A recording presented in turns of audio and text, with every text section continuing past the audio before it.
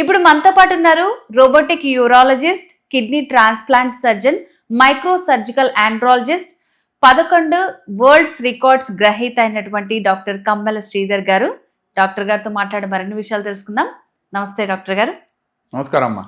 Doctor గారు, ఇప్పుడు చాలా మందిలో ఏంటంటే యూరిన్కి వెళ్ళేటప్పుడే యూరిన్ని చూసి వాళ్ళ ఆరోగ్యాన్ని జడ్జ్ చేయొచ్చు అని చెప్తుంటారు. సో దీనికి సంబంధించి ఈరోజు మనం మాట్లాడుకోబోతున్నాం. అంటే లైక్ మూత్రం రంగును బట్టి కూడా ఆ వ్యక్తి ఆరోగ్యం ఎట్లా ఉంది అని మనం గెస్ చేయగలమంటారా? తప్పకుండా అలాంటి అవకాశం అయితే ఉంది. ఎందుకంటే యూరిన్ అనేది సింపుల్ శాంపుల్, దాంట్లో ఏం ఖర్చు లేదు. దాన్ని చూడడం అనేది ఎవరికి వాళ్ళు చూసుకోవచ్చు. చూసుకున్న వాటిలో కూడా కలరు నార్మల్గా యూరిన్ ఏంటి అని అంటే ఎగ్జాక్ట్ చెప్పలేం. సమ్మర్లో అయితే కొంచెం కాన్సన్ట్రేటెడ్ యూరిన్ వస్తుంది కాబట్టి కొద్దిగా ఎల్లో కలర్ రావచ్చు. అదే వర్షాకాలంలో అయితే యూరిన్ ఎక్కువగా వస్తుంది కాబట్టి వాటరీగా ఉండొచ్చు.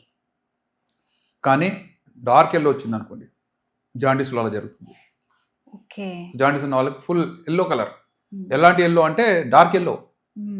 సో అది చూస్తే మనకి భయం వేస్తుంది, ఇదేంటి ఇలా వస్తుందని చెప్పి. నెక్స్ట్ రెడ్ కలర్ వచ్చేసింది అనుకోండి. యూరిన్లో ఎప్పుడు రెడ్ కలర్ రాకూడదు, అంటే బ్లీడింగ్ అవుతున్నట్టు. బ్లీడింగ్ ఎక్కడో అవుతుంది, కిడ్నీలో అవుతుందో, గొట్టంలో అవుతుందో, మూత్రాశయంలో అవుతుందో, మూత్రనాళంలో అవుతుందో. ఎక్కడో చోట ఒక గాయం కానీ, ఒక క్యాన్సర్ కానీ, ఒక ఫారిన్ బాడీ స్టోన్ కానీ అలా గుచ్చుకుంటే ఆ పొరలోంచి బ్లీడింగ్ అయ్యి మూత్రం వెరుపెక్కుతుంది. మరీ ఎక్కువగా గడ్డలు వచ్చింది అనుకోండి, అది క్యాన్సర్ లక్షణం. మూత్రం కొన్నిసార్లు రెడ్ కలర్ వస్తూ ఆగిపోతుంది, అంటే లోపల ఒక క్లాట్ ఉంది, గడ్డ, అది పాస్ చేయలేక మూత్రం ఆగింది. ఎంతో స్ట్రగుల్ అవుతే అది మెల్లమెల్లగా చిన్న ముక్కలుగా రావచ్చు. సో ఆ తర్వాత కొన్నిసార్లు గ్రీనిష్ కలర్ వస్తుంది. గ్రీన్ కలర్ ఏంటి అంటే సూడోమోనాస్ ఏరిజినోస్ అని ఒక బ్యాక్టీరియా ఉంది, అది యూరిన్ని గ్రీన్ కలర్ క్రియేట్ చేస్తుంది. సో నార్మల్గా వైటిష్ కానీ లైట్ ఎల్లో ఉండవలసిన యూరిన్ గ్రీనిష్గా అయిందంటే కూడా ప్రాబ్లం. ఆ తర్వాత కొన్నిసార్లు నలకల్లాగా రావచ్చు. అదేంటి యూరిన్లో అంటే ఇంటెస్టైన్కి బ్లాడర్ మధ్యలో కనెక్షన్ ఏర్పడింది, అది కూడా క్యాన్సర్ లక్షణమే. ఉదాహరణకు పేగుల్లో క్యాన్సర్ ఉంది, అది బ్లాడర్ వెనకే ఉంది, ఈ రెండు అతుక్కుపోతాయి, దాన్ని ఫిస్టులా అంటాం. రంధ్రం పడి మోషన్ అనేది మూత్రంలో వస్తుంది. సో నలకలుగా రావటము, చెడు వాసనతో రావడము, గ్రీనిష్గా రావడము, అవన్నీ కూడా డేంజరస్ కండిషన్. అది మనం ఎవరికైనా చెప్పలేదు అనుకోండి, ఆ క్యాన్సర్ అడ్వాన్స్ అయ్యే ప్రమాదం కూడా ఉంటుంది. మరికొంతమంది యూరిన్లో గ్యాస్ వస్తుంది.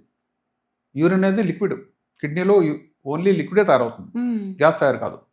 కానీ యూరిన్లో మధ్యలో గ్యాస్ వచ్చేసింది అనుకోండి, అది కూడా క్యాన్సర్ లక్షణమే. ఎందుకంటే పక్కన ఉన్న ఇంటెస్టైన్స్, కోలను, పెద్ద పేగు, చిన్న పేగు, ఏదైనా సరే అలా టచ్ అవుతే అందులో ఉన్న గ్యాస్ మూత్రం ద్వారా వచ్చేయచ్చు. కొన్నిసార్లు మూత్రం పోస్తుంటే సడన్గా ఆగిపోద్ది, అంటే స్టోన్ వచ్చింది, స్టోన్స్ అక్కడ గుచ్చుకుంది, బ్లీడింగ్ అయింది, మూత్రనాళం. ఆ తర్వాత ఏం చేస్తారు, కొంతమంది కదులుతుంటారు, రెండు కాళ్ళు కదిలించుకుంటే కొద్దిగా స్టోన్ పక్కకి జరుగుతుంది, తిరగనగా మూత్రం వస్తుంటుంది. సో దాన్ని డాన్సింగ్ యూరినేషన్ అంటారు. మనిషి రెండు కాళ్ళు ఇలా మూవ్మెంట్ చేసుకుంటూ ఆ స్టోన్ ఎప్పుడైతే స్టక్ అయిందో అతను తెలిసిపోతుంది మా మూత్రం ఆగిందని. సో ఇవన్నీ సొంతగా ఇది పర్సనల్ మ్యాటర్స్. ఏ వ్యక్తి కూడా మీ యూరిన్లో రెడ్ కలర్ వచ్చిందని చెప్పలేము మనం, చెప్పకపోతే అతనికి అపాయం. కాబట్టి నార్మల్ పర్సన్ తన యూరిన్లో ఉన్నటువంటి మార్పుని గమనించాలి. కొన్నిసార్లు మన ద్రాక్ష పొరలు ఉంటాయి, ఎలా ఉంటాయి, లేక మాంసం గడిపిన నీళ్ళు ఇలా ఉంటాయి. మాంసం కడిగితే కొంత పొరలుగా వస్తుంది, లైట్ ఎల్లో కలర్గా రెడ్ కలర్గా రావచ్చు. ఆ పొరలు బ్లాడర్ క్యాన్సర్లో కారణం. అంటే బ్లాడర్ క్యాన్సర్ ఉంటే అది పిందెలుగా ఉంటుంది. ఆ పిందెలు పై ఉన్నాయి, ఉపరితల మీద ఉన్నాయి, రాళ్ళు పడిపోతాయి. అవి మూత్రంలో వచ్చినప్పుడు రకరకాల సిస్టుల్లాగా, అంటే చిన్న చిన్న తిత్తుల్లాగా, చిన్న చిన్న పొరల్లాగా వైటిష్గా రావచ్చు, రకరకాలుగా రావచ్చు. కొంతమంది అయితే సార్ నేను గ్రేప్ లాంటిది పాస్ చేశా, చిన్న సైజు నల్ల ద్రాక్ష ఆ సైజులో వచ్చిందంటే అవన్నీ కూడా ఒక క్యాన్సర్ రాలి పడిపోతుందని, అది కనుక ట్రీట్ చేయకపోతే, దాని వెంటనే ఇన్వెస్టిగేట్ చేయకపోతే అడ్వాన్స్ అవుతుందని. ఈ వార్నింగ్ అకేషనల్గా వస్తుంది. ఇప్పుడు క్యాన్సర్ సపోజ్ జనవరిలో వచ్చింది, ఇప్పుడు మనం మార్చిలో ఉన్నాం. క్యాన్సర్ వచ్చిన రోజు ఏమీ సిమ్టమ్స్ ఉండవు, 3 నెలలకు 6 నెలలకు ఒక సిమ్టమ్ వస్తుంది. మీరు నిర్లక్ష్యం చేస్తే మళ్ళీ 6 నెలల వరకు ఏమీ సిమ్టమ్ ఉండదు, కానీ క్యాన్సర్ పెరుగుతుంది. కాబట్టి any warning symptom is most important, should be treated with lot of respect. అలా చేయకపోతే అది అడ్వాన్స్ అయిపోతుంది. ఆ తర్వాత అడ్వాన్స్ చేయలే మీరు వచ్చినా ట్రీట్మెంట్ మేబీ మోర్ డిఫికల్ట్, అది క్యూర్ చేయలేకపోవచ్చు. అడ్వాన్స్ అయింది కాబట్టి మల్టిపుల్ ట్రీట్మెంట్స్ అవసరం కావచ్చు, సర్జరీతో పోయేదానికి కీమోథెరపీ అవసరం కావచ్చు, రేడియేషన్ అవసరం కావచ్చు, అన్నీ చేసినా మంచి బతకపోవచ్చు. సో సింపుల్ యూరిన్ ఎగ్జామినేషన్, దాన్ని పూర్ మ్యాన్స్ బయాప్సీ అంటారు, కిడ్నీ బయాప్సీ. మన కిడ్నీలో ప్రాబ్లం ఉంటే దాన్ని చిన్నగా వీప్ భాగంలో నీడిలేసి చిన్న ముక్క తీసుకొని దాన్ని పెథాలజిస్ట్కి పంపించి రకరకాల స్టెయినింగ్లు చేసి ఇమ్యూనోహిస్టోకెమిస్ట్రీ టెస్ట్లు చేస్తే అందులో కొన్ని విషయాలు బయటపడతాయి. సో అదంతా పెద్ద ప్రొసీజర్. కానీ డైరెక్ట్గా వస్తుంది ఇది. యూరిన్ వచ్చిన దాని పరీక్ష అంటే పూర్ మ్యాన్స్ కిడ్నీ బయాప్సీ, అందులో అన్ని విషయాలు ఉన్నాయి. కాబట్టి యూరిన్ ఈజ్ ఏ వెరీ పవిత్రమైన జలం అంటాం మేము. యూరిన్ ఎవరు అసహించుకోకూడదు, పవిత్రమైన జలం. దాని ద్వారా మన ఆరోగ్యం ఎంతో తెలుస్తుంది. తెలుసుకొని ఇంకోసారి ఎల్లో కలర్ బాగా ఎల్లో కలర్ వచ్చింది, జాండీస్ ఆగా తెలుసుకోవాలంటే 2 బియ్యం గింజ వేసేయమంటాం అందులో. అవి ఎల్లో కలర్లో స్టెయిన్ అయినాయి అనుకోండి, అది జాండీసే. అవును, ఇవన్నీ మన పూర్వీకులు చెప్పే టిప్స్ ఇవన్నీ. సో డాక్టర్, అంటే మీరు చెప్పిన సిమ్టమ్స్ అన్ని మెన్ ఉమెన్ ఆడవాళ్ళకి మగవాళ్ళకి అన్ని సేమ్ అంటారా? అందరికీ సేమ్. కిడ్నీల్లో ఆడ మగ అనేది ఏం లేదు. ఇద్దరు కిడ్నీస్ ఒకలాగే పనిచేస్తున్నాయి, ఒకే టైప్లో ఉన్నాయి. ఉంటే కొద్దిగా సైజ్ డిఫరెన్స్ ఉండొచ్చు. స్త్రీలు షార్ట్గా ఉంటారు కాబట్టి కొద్దిగా, ఇప్పుడు నార్మల్ కిడ్నీ 13 సెంటీమీటర్లు ఉంటుంది, స్త్రీలో 12 ఉండొచ్చు, 11 ఉండొచ్చు సెంటీమీటర్ పొడవు. అంత తప్పితే వర్కింగ్లో ఏం ప్రాబ్లం లేదు. కిడ్నీ డొనేషన్ ఇచ్చేటప్పుడు కూడా ఒక స్త్రీ పురుషునికి డొనేట్ చేయొచ్చు, పురుషుడు స్త్రీకి డొనేట్ చేయొచ్చు. దాని అర్థం ఏంటంటే దానిలో సెక్స్ డిఫరెన్సెస్ ఏమీ లేవు. ఫంక్షనింగ్ మాత్రం చేస్తాయి. ఏ శరీరం అయినా సరే కాపాడుకుంటూ జీవితకాలం పనిచేస్తాయి. ఓకే. సో డాక్టర్ గారు, అట్లాగే ఇప్పుడు మనం యూరిన్ మన ఆరోగ్యాన్ని ఎలా అయితే తెలియజేస్తుందో చెప్పారు. అలాగే చాలా మందికి ఏంటంటే యూరిన్ పాస్ చేసేటప్పుడు నొరగొస్తుందని అంటుంటారు. సో అది దేనికి సిమ్టమ్ అంటారు అసలు? ఇది కూడా ఇంపార్టెంట్ సిమ్టమే. ఎందుకంటే యూరిన్ పోసినప్పుడు జనరల్గా క్లియర్గా ఉంటుంది. గచ్చు మీద పోసినా లేకపోతే ఎక్కడ పోసినా సరే క్లియర్ వాటర్, అంతకుమించి ఏమి ఉండకూడదు. కానీ నురగతో వస్తుంది. మనము మజ్జిగ చిలికితే పైన నురగ వస్తుంది. అలాంటి నురగ యూరిన్లో రాకూడదు. వచ్చిందంటే దానికి కారణాలు కొన్ని ఉన్నాయి. స్పెసిఫిక్గా ప్రోటీన్ లాస్ అయ్యే వాళ్ళలో ప్రాతి యూరిన్ వస్తుంది, నురగతో వస్తుంది. పోసినప్పుడల్లా అలాగే వస్తుంది. ఎప్పుడో ఒకసారి వస్తే రావచ్చండి. మనం కూడా రకరకాల ఫుడ్స్ తింటాం, పార్టీకి వెళ్తుంటాం. అలా కాకుండా పర్సిస్టెంట్గా ప్రతిసారి కూడా నురగతో వస్తుందంటే అతని యూరిన్లో ప్రోటీన్స్ ఇంత పోతే చెక్ చేయాల్సిన అవసరం ఉంటుంది. మామూలు ఒకసారి శాంపుల్ చూస్తే అందులో మనకు యూరిన్ ప్రోటీన్ 1+ లేదా 2+ లేదా 4+, అంటే గ్రేడ్ని బట్టి. మైల్డ్ ఉంటే సింగిల్+ అంటాం, కొద్దిగా మీడియంగా ఉంటే 2+, 4+ పడ్డదంటే చాలా ఎక్కువ ప్రోటీన్స్ పోతున్నాయి అని అర్థం. అలాంటప్పుడు మేము చేసేది ఏంటంటే 24 గంటల యూరిన్ కలెక్ట్ చేసి దాంట్లో ఎంత ప్రోటీన్ పోతుందని చూస్తాం. నార్మల్ పర్సన్కి ఒక 150 మిలీగ్రామ్ వరకు పోవచ్చు. కానీ అది కనుక 500 మిలీగ్రామ్స్, 1000 మిలీగ్రామ్స్ అంతకు మించిపోతుందంటే ఆ ప్రోటీన్ వల్లనే లోపల చర్నింగ్ యాక్షన్ వల్ల ఫ్రాత్ తయారవుతుంది. సో అది early sign of kidney dysfunction. Kidney పని చేయలేకపోతుందని. కిడ్నీ పని ఏంటి? ఫిల్టర్ చేయాలి, మురికి పదార్థాలు బయటకు పంపించాలి, అందులోంచి మళ్ళీ అవసరమైతే రీఅబ్జార్బ్ చేసుకోగలగాలి, ఎలక్ట్రోలైట్స్ కానీ వాటర్ కానీ. అయితే అవి చేయలేని పక్షంలో ప్రోటీన్స్ ఏవైతే లాస్ అయిపోతున్నాయో, ఒక జల్లెడ్ ఉంది అనుకుంటాం. జల్లెడ్ ఏం చేయాలి? పైన మనం ఏం కావాలో అది ఉంచుకోవాలి, కిందకి లిక్విడ్ వదలాలి. కానీ జల్లెడ రంధ్రాలు పడ్డాయి అనుకోండి, ఏవైతే కిందకి పోకూడదు అవి కూడా పోతుంటాయి. అవే ప్రోటీన్స్. ఆ ప్రోటీన్ యూరిన్ కలిసినప్పుడు ఫ్రాత్ అవుతుంది. నెక్స్ట్ ఫిస్టులా, అంటే మూత్రనాళానికి ఇంటెస్టైన్కి మధ్యలో కనుక కనెక్షన్ ఏర్పడితే అనేక కారణాలు ఉన్నాయి. కొంతమంది క్యాన్సర్స్ ఉండొచ్చు, కొంతమంది డైవర్టిక్లోస్ అనే కండిషన్ ఉంది. అదేంటంటే చిన్న చిన్న అవుట్ పోచింగ్ చెవుల్లాగా, ఇంటెస్టైన్ పైన చిన్న చిన్న చెవుల్లాగా తయారవుతాయి. అవి పక్కన అవయవాలతో కనెక్షన్ ఏర్పరచుకొని ఇంటెస్టైన్ ఉన్నది దాంట్లో ట్రాన్స్మిట్ అవుతుంది. సో ఉదాహరణకు పెద్ద పేగు ఉంది, పెద్ద పేగు ద్వారా మలం ఉంటుంది. రైట్ సైడ్లో అయితే అది లిక్విడ్ రూపంలో ఉంటుంది, లెఫ్ట్ సైడ్ అయితే సాలిడ్ రూపంలో ఉంటుంది. ఓకే. ఆ కనెక్షన్ ఏర్పడ్డప్పుడు అందులో ఉన్నటువంటి మలిన పదార్థాలు ఫ్రాతీగా రావచ్చు. ఫ్రాతీగా రావడమే కాకుండా చాలా చెడు వాసన వస్తుంది. ఆ చెడు వాసన అనేది తప్పకుండా గుర్తుంచుకోవాల్సిన సిమ్టమ్. అసహించుకొని ఏదో అయిపోయిందని బయటకు వచ్చేయడం కాదండి. ఎందుకు వచ్చి యూరిన్లో అంత చెడు వాసన జనరల్గా రాదు. యూరిన్ ఇన్ఫెక్షన్ ఉన్నా సరే కొద్దిగా వాసన వస్తుంది తప్పితే మల ద్వారం కానీ లేక ఇంటెస్టైన్ కానీ ఎక్కడ కలిసినాయో అది ఇది కలిసిందంటే ప్రాణాంతకం. ఎందుకంటే ఆ ఇన్ఫెక్షన్స్ కిడ్నీకి చాలా కొత్త. పేగులో ఉండేటువంటి బ్యాక్టీరియా చాలా డిఫరెంట్.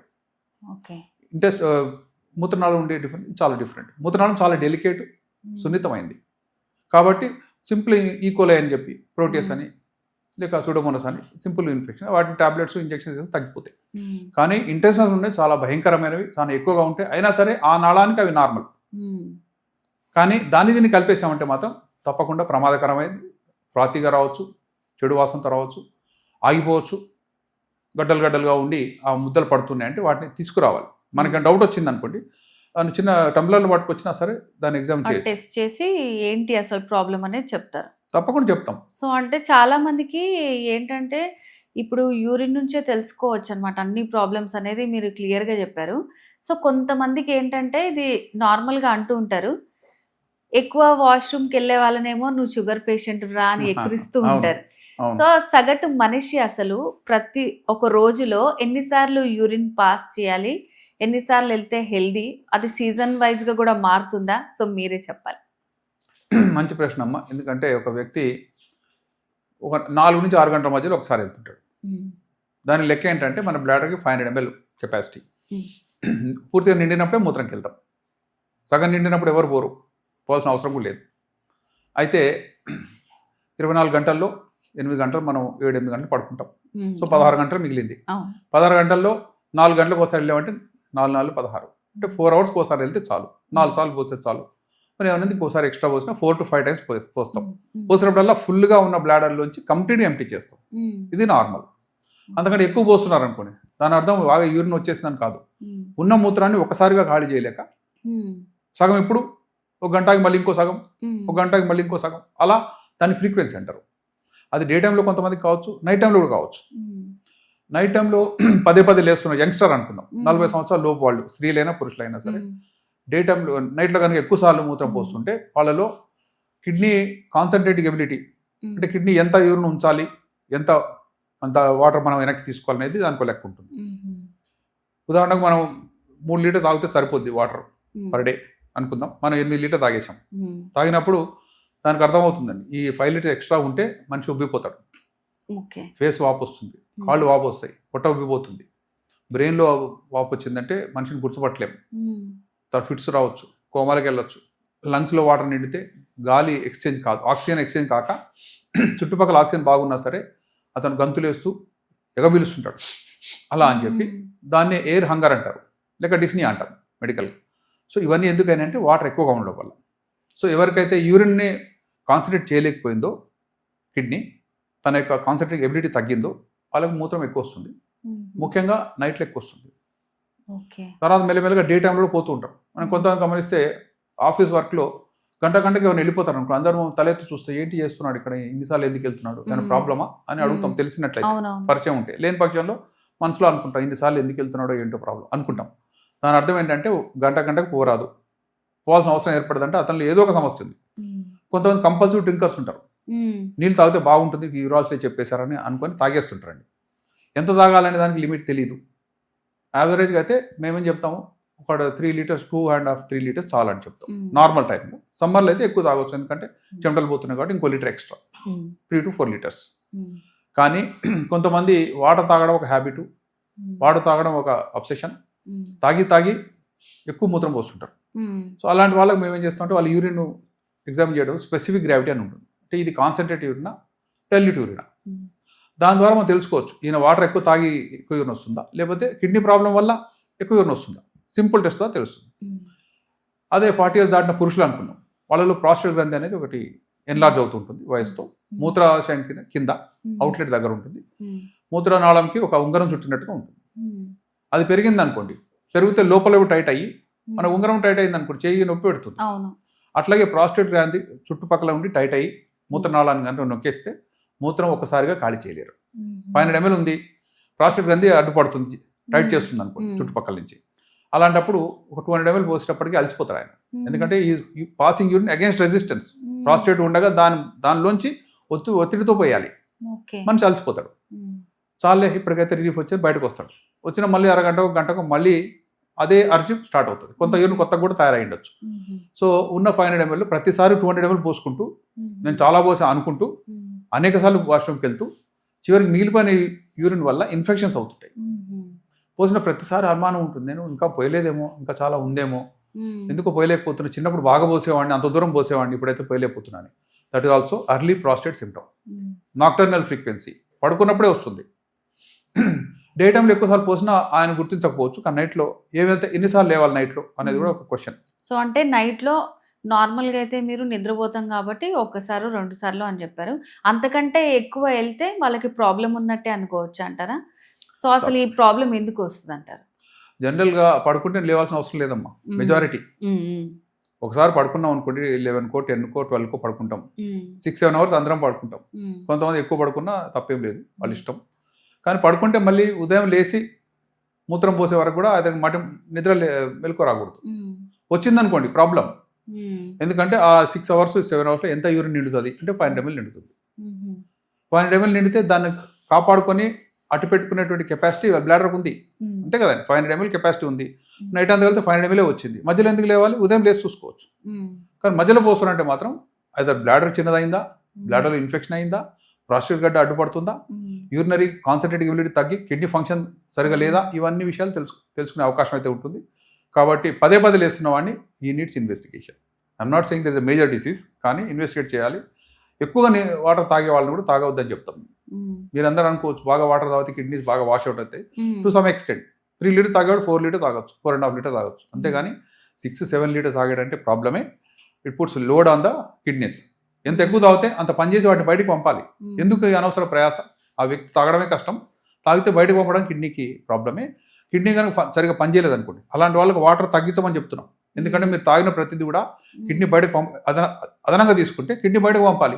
ముందే దానికి ఫంక్షన్ సరిగా లేదు, ఇప్పుడు తాగారనుకోండి మీ లైఫే రిస్క్లో ఉంటుంది. కిడ్నీకి అదనమైన పని ఏంటంటే మనకు రక్తం బాగా తయారు కావాలంటే కూడా కిడ్నీ అవసరం. రక్తం ఎక్కడ తయారవుతుంది? బోన్ మ్యారోలో. బోన్ మ్యారోలో తయారైనా కిడ్నీ నుంచి ఒక ఫ్యాక్టర్ వస్తుంది, రీనల్ ఎరిథ్రోపాటిక్ ఫ్యాక్టర్ అని ఉంటుంది. అది వచ్చి బోన్ మ్యారో పనిచేస్తే అప్పుడు మన రక్తం బాగా తయారవుతుంది. సో కిడ్నీ సరిగా పనిచేయలేదనుకోండి, ఆ ఫ్యాక్టర్ లేకపోవడం వల్ల హిమోగ్లోబిన్ చాలా తక్కువగా ఉంటుంది. నార్మల్గా స్త్రీలకైతే 13 గ్రాములు ఉంటుంది, పురుషులకైతే 14-15 గ్రాములు % ఉంటుంది. కానీ కిడ్నీ పని చేయకపోతే మాత్రం అది 5 గ్రాములు, 6 గ్రాములు, 3 గ్రాములు అపాయకరమైన కండిషన్. ఇవన్నీ కూడా ఎందుకంటే కిడ్నీ పని చేయకపోతే మనిషి పాలిపోయినట్టు ఉంటాడు, పేల్గా ఉంటాడు. అది ఫెయిర్నెస్ కాదు. ఇలా మనం ఇట్లా పెట్టి చూస్తే కొంచెం పింక్ కనబడాలి. పింక్ కనబడిందే కనీసం 8-10 అన్న ఉందనుకుంటాం. అలా కాకుండా వైటిష్ కనబడ్డది, పేల్గా కనబడ్డది, లైఫ్లెస్గా కనబడ్డది అంటే తప్పకుండా అతనిలో అనిమియా ఉంది. అనిమియా కారణం కిడ్నీయా లేక ఇంకేదన్నా బోన్ మ్యారోలో ప్రాబ్లమా చెక్ చేయాలి. కాబట్టి మనిషి పింక్గా ఉండడం చాలా అవసరం అండి. ఇంకోటి మన ఫింగర్స్ ఉన్నాయి, ఇలా ఒత్తి చూస్తే పింక్ చాలా మంది బ్లడ్ ఉందా లేదా అని ఇక్కడే ఒత్తి చూసుకుంటాం. ఈ పింక్నెస్ ఇస్ ఏ హెల్దీ సైన్. అలా కాకుండా ఎంత ఒత్తినా సరే తెల్లగానే ఉందనుకో, వాళ్ళు అనీమియా ఉన్నట్టే. అనీమియా కారణాలు అనేకం, అందులో kidney one of the important things.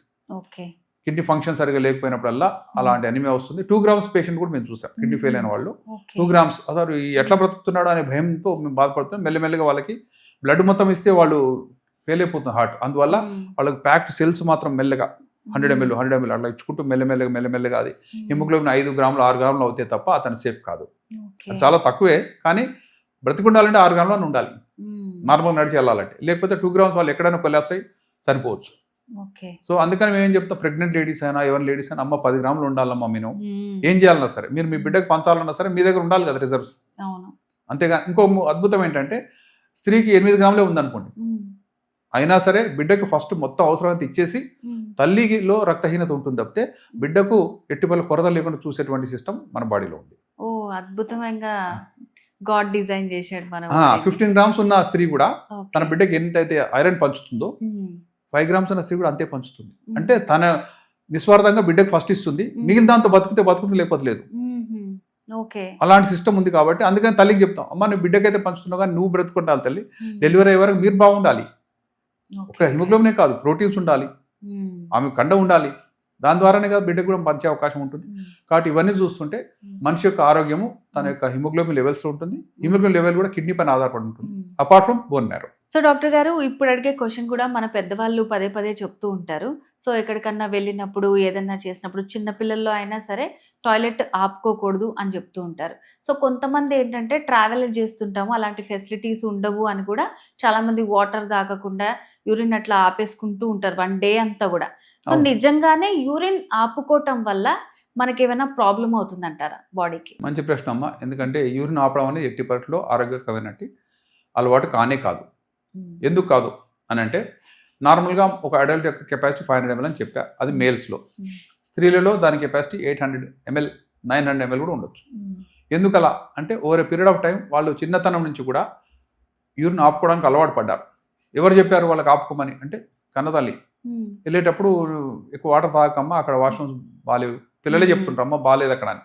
అలాంటి చోట వెళ్ళకు, నువ్వు వాటర్ ఎక్కువ తాగకు, వస్తే ఇంటికి వచ్చే వరకు ఆపగలిగితే ఆపేసాయి, తప్పని పరిస్థితులు ఎక్కడైనా పోసుకో, కానీ ఇంటి దగ్గర వచ్చేవి వెయిట్ చేయమని చెప్పి. దాని ప్రకారం వాళ్ళు పోయేటప్పుడు కూడా తక్కువ వాటర్ తాగుతూ వెళ్తారు, అక్కడ అసలు తాగరు. సో నార్మల్గా ఉండే పురుషుల కంటే వాళ్ళకి కెపాసిటీ పెరుగుతుంది, 600 ml అవుతుంది కొంతకాలానికి. ఇంకో 2 yearsలో 700 ml అవుతుంది, తర్వాత 800 ml అవుతుంది. అంటే అంతవరకు వాళ్ళు బ్లాడర్ని కొంచెం ఎక్స్పాండ్ చేసుకోగలిగారు. కానీ ఒక లెవెల్ తర్వాత ఇక ఇది ఎక్స్పాండ్ కాదు. ఆఫ్టర్ 800 ml ఇక మీరు ఎంత ఆపనికి ట్రై చేస్తే యూరిన్ లీక్ అయిపోవాలి లేదా బ్లాడర్ రప్చర్ అయిపోవాలి. ఇంతే. మనం ట్రై చేస్తున్నాం అనుకోండి, ప్రెషర్ పెరుగుతుంది. పెరిగినప్పుడు మనకు తెలియకుండా ఇన్వాలంటే కొంతమంది ముసలోళ్ళు మూత్రం పోసేస్తుంటారు, కంట్రోల్ పోయిందంటారు.